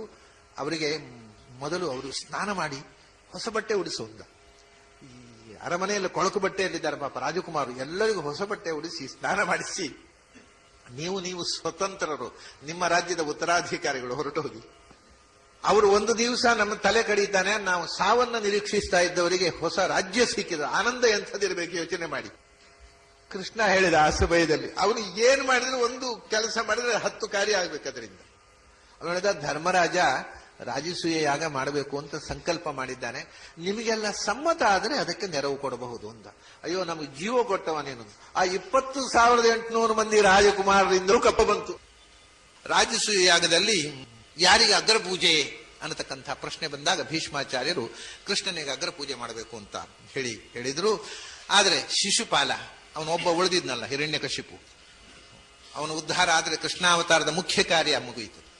ಹಿರಣ್ಯಕಶಿಪು ಆಕ್ಷೇಪ ಮಾಡ್ತಾನೆ. ಯಾವ ರಾಜನೂ ಅಲ್ಲ, ಒಂದು ಸಿಂಹಾಸನದಲ್ಲಿ ಕೂತವನಲ್ಲ, ವಯಸ್ಸಿನಲ್ಲಿ ಹಿರಿಯರು, ಜ್ಞಾನದಲ್ಲಿ ಹಿರಿಯರು, ದೊಡ್ಡ ದೊಡ್ಡ ರಾಜಋಷಿಗಳಿದ್ದಾಗ ದನ ಕಾಯೋ ಒಬ್ಬ ಹುಡುಗನಿಗೆ ಅಗ್ರ ಪೂಜೆ ಮಾಡ್ತಾ ಇದ್ದೀರಿ, ಇದನ್ನು ಅಕ್ಷಮ್ಯ ಅಪರಾಧ, ಇದನ್ನು ನಾವು ತಡ್ಕೊಳ್ಳಿಕ್ಕೆ ಸಾಧ್ಯ ಇಲ್ಲ, ನಮ್ಮ ಕ್ಷತ್ರಿಯ ರಕ್ತ ಇದನ್ನು ಸಹಿಸುವುದಿಲ್ಲ ಅಂತ ಅವಾಚ್ಯವಾಗಿ ಬೈದು ಬಿಡ್ತಾನೆ. ಅವಾಚ್ಯವಾಗಿ ಬೈದು ಬಿಡುದು ಅಳಿಯಂದಿರನ್ನು.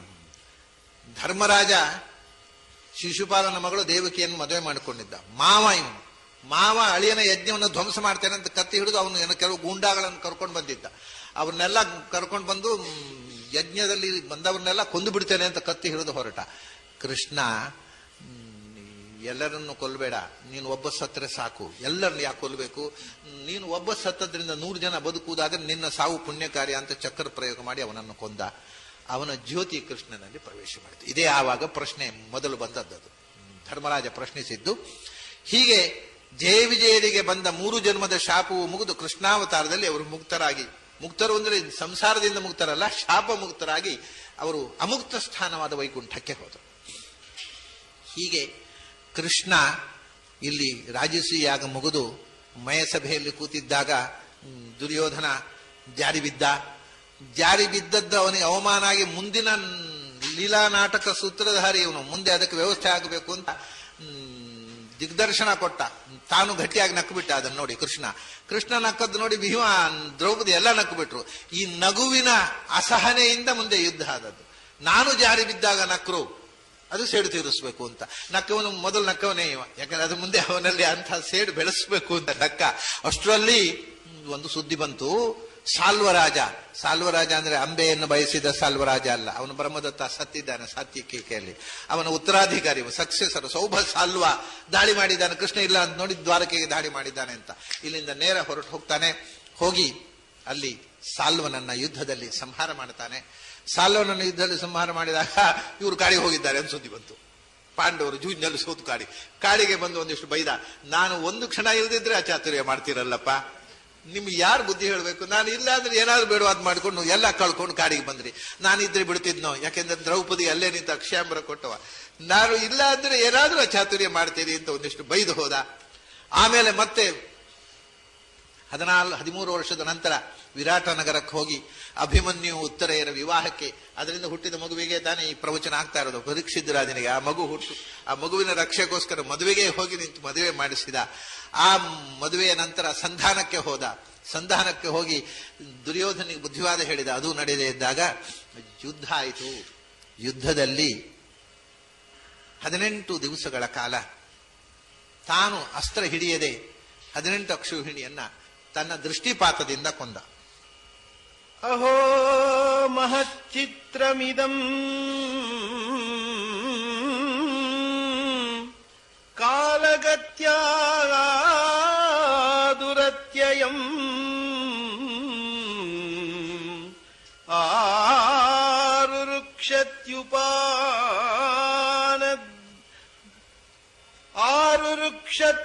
ಆರುರುಕ್ಷತ್ಯುಪಾನದ್ವೈ ಶಿರೋ ಮಕುಟ ಸೇವಿತಂ. ಈ ನಡುವೆ ಕೃಷ್ಣನ ಮಹಿಮೆಗಳನ್ನೆಲ್ಲ ಹೇಳಿದಂಥ ಶುಕಾಚಾರ್ಯರು ಬಲರಾಮನಲ್ಲೂ ಶುಕ್ಲಕೇಶ ಆವೇಶ ಉಂಟಲ್ಲ, ಬಲರಾಮನ ಅದ್ಭುತ ಕೃತ್ಯಗಳನ್ನ ಕೆಲವನ್ನ ವರ್ಣಿಸುವಲ್ಲಿ ಒಂದು ಪ್ರಸಂಗ. ಸಾಂಬ ದುರ್ಯೋಧನ ಮಗಳು ಲಕ್ಷಣೆಯನ್ನ ಅಪಹಾರ ಮಾಡಿಕೊಂಡು ವಿವಾಹ ಮಾಡಿಕೊಂಡ. ಆವಾಗ ಇವರು ಪ್ರತಿರೋಧ ಮಾಡಿದರು, ಸಾಂಬನನ್ನ ಸೆರೆಮನೆಯಲ್ಲಿ ಇಟ್ಟುಬಿಟ್ರು. ಅದನ್ನು ಬಿಡಿಸಿಕೊಳ್ಳಿಕ್ಕೋಸ್ಕರ ಅಂತ ಬಲರಾಮ ಬರ್ತಾನೆ. ಬಲರಾಮ ಬಂದಾಗ ಅಪಹಾಸ್ಯ ಮಾಡಿಬಿಡ್ತಾರೆ ದುರ್ಯೋಧನಾದಿಗಳು. ಏನು ಕೌರವರು ಅಂದ್ರೆ ಏನು, ನೀವೇನು ಯಾದವರು, ತುಂಡು ರಾಜರು, ನಾವು ಚಕ್ರವರ್ತಿಗಳು, ನಮ್ಮ ಮನೆಯ ಹುಡುಗಿಯನ್ನ ನೀವು ಮದುವೆ ಮಾಡಿಕೊಳ್ಳುವುದು ಅಂದ್ರೆ ಏನು? ಇದು ತಲೆಯಲ್ಲಿ ಕಿರೀಟ ಇಡಬೇಕಾದ ತಲೆಯಲ್ಲಿ ಚಪ್ಪಲಿ ಇಟ್ಟ ಹಾಗಾಯ್ತು, ಬಹಳ ದುರಹಂಕಾರ ಆಯ್ತು ನಿಮ್ಮದು ಅಂತ ಬಲರಾಮನನ್ನು ಅಪಹಾಸ್ಯ ಮಾಡಿಬಿಡ್ತಾರೆ. ಬಲರಾಮ ಸಿಟ್ಟಿಗೆದ್ದು ಇಡೀ ಹಸ್ತಿನಾಪುರವನ್ನ ಗಂಗೆಯಲ್ಲಿ ಮುಳುಗಿಸಿ ಬಿಡ್ತೇನೆ ಅಂತ ಹಲದಿಂದ ಎಳೆದು ಹೊರಟಾಗ ಬಲರಾಮನ ಶಕ್ತಿಯನ್ನು ಅರಿತು ತಪ್ಪಾಯಿತು ಕ್ಷಮಿಸು ಅಂತ ಸಾಂಬನಿಗೆ ಲಕ್ಷಣೆಯನ್ನು ಕೊಟ್ಟು ವಿವಾಹ ಮಾಡಿ ಕಳಿಸ್ತಾರೆ. ಅದೇ ಸಂದರ್ಭದಲ್ಲಿ ರಾಮಾಯಣ ಕಾಲದ ಜಾಂಬವಂತನ ಹಾಗೆ ಇನ್ನಿಬ್ರು ಕಪಿಗಳು ಮೈಂದ ವಿವಿಧರು, ಅಶ್ವಿನಿ ದೇವತೆಗಳ ಅಂಶ ಅವರಲ್ಲೊಂದು ತಾಮಸಾವೇಶದಿಂದ ಬಹಳ ಕಾಟ ಕೊಡ್ತಿದ್ರು ಇಲ್ಲಿ ಸಜ್ಜನರಿಗೆಲ್ಲ. ಬಲರಾಮ ಅವರ ಅವತಾರ ಸಮಾಪ್ತಿ ಆಗಬೇಕು, ಎಲ್ಲಾ ಕಪಿಗಳು ಮುಗಿದಿದ್ರು, ಇವರಿಬ್ರು ಉಳಿದು ಹೋಗಿದ್ರು ಜಾಂಬವಂತರಾಗಿ, ಇವರು ಅವತಾರ ಸಮಾಪ್ತಿ ಆಗಬೇಕು. ಅದಕ್ಕೋಸ್ಕರ ಮೈಂದ ವಿವಿಧರನ್ನ ಬಲರಾಮ ಸಂಹಾರ ಮಾಡ್ತಾನೆ.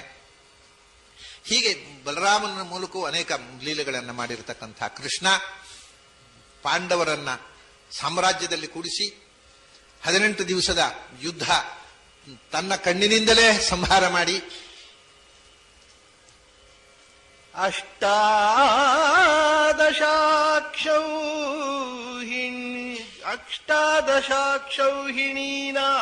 ಅಷ್ಟಾದಶಾಕ್ಷೌಹಿಣೀನಾಗಾಂ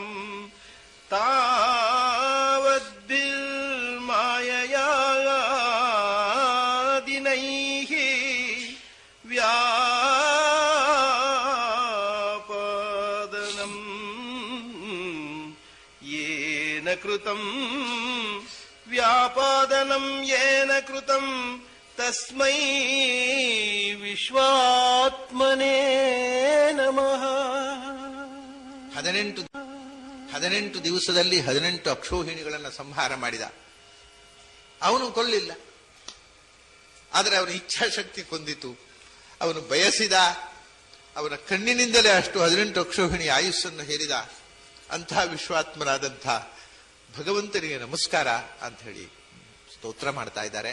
ಅಲ್ಲಿಂದ ಮುಂದೆ ಪಾಂಡವರನ್ನ ಸಾಮ್ರಾಜ್ಯದಲ್ಲಿ ಸ್ಥಾಪಿಸಿ ಅವರಿಂದ ಅಶ್ವಮೇಧಾದಿಗಳನ್ನು ಮಾಡಿಸಿ, ಪರೀಕ್ಷಿತ ರಾಜ ಅವನು ಮೃತನಾಗಿ ಗರ್ಭದಲ್ಲಿ ರಕ್ಷಣೆ ಮಾಡಿ ಮೃತನಾಗಿ ಜನಿಸಿದಾಗ ಅವನನ್ನು ಮತ್ತೆ ಬದುಕಿಸಿ ಮತ್ತೆ ದ್ವಾರಕೆಯಲ್ಲಿ ಹೋಗಿ ನೆಲೆಸಿದ.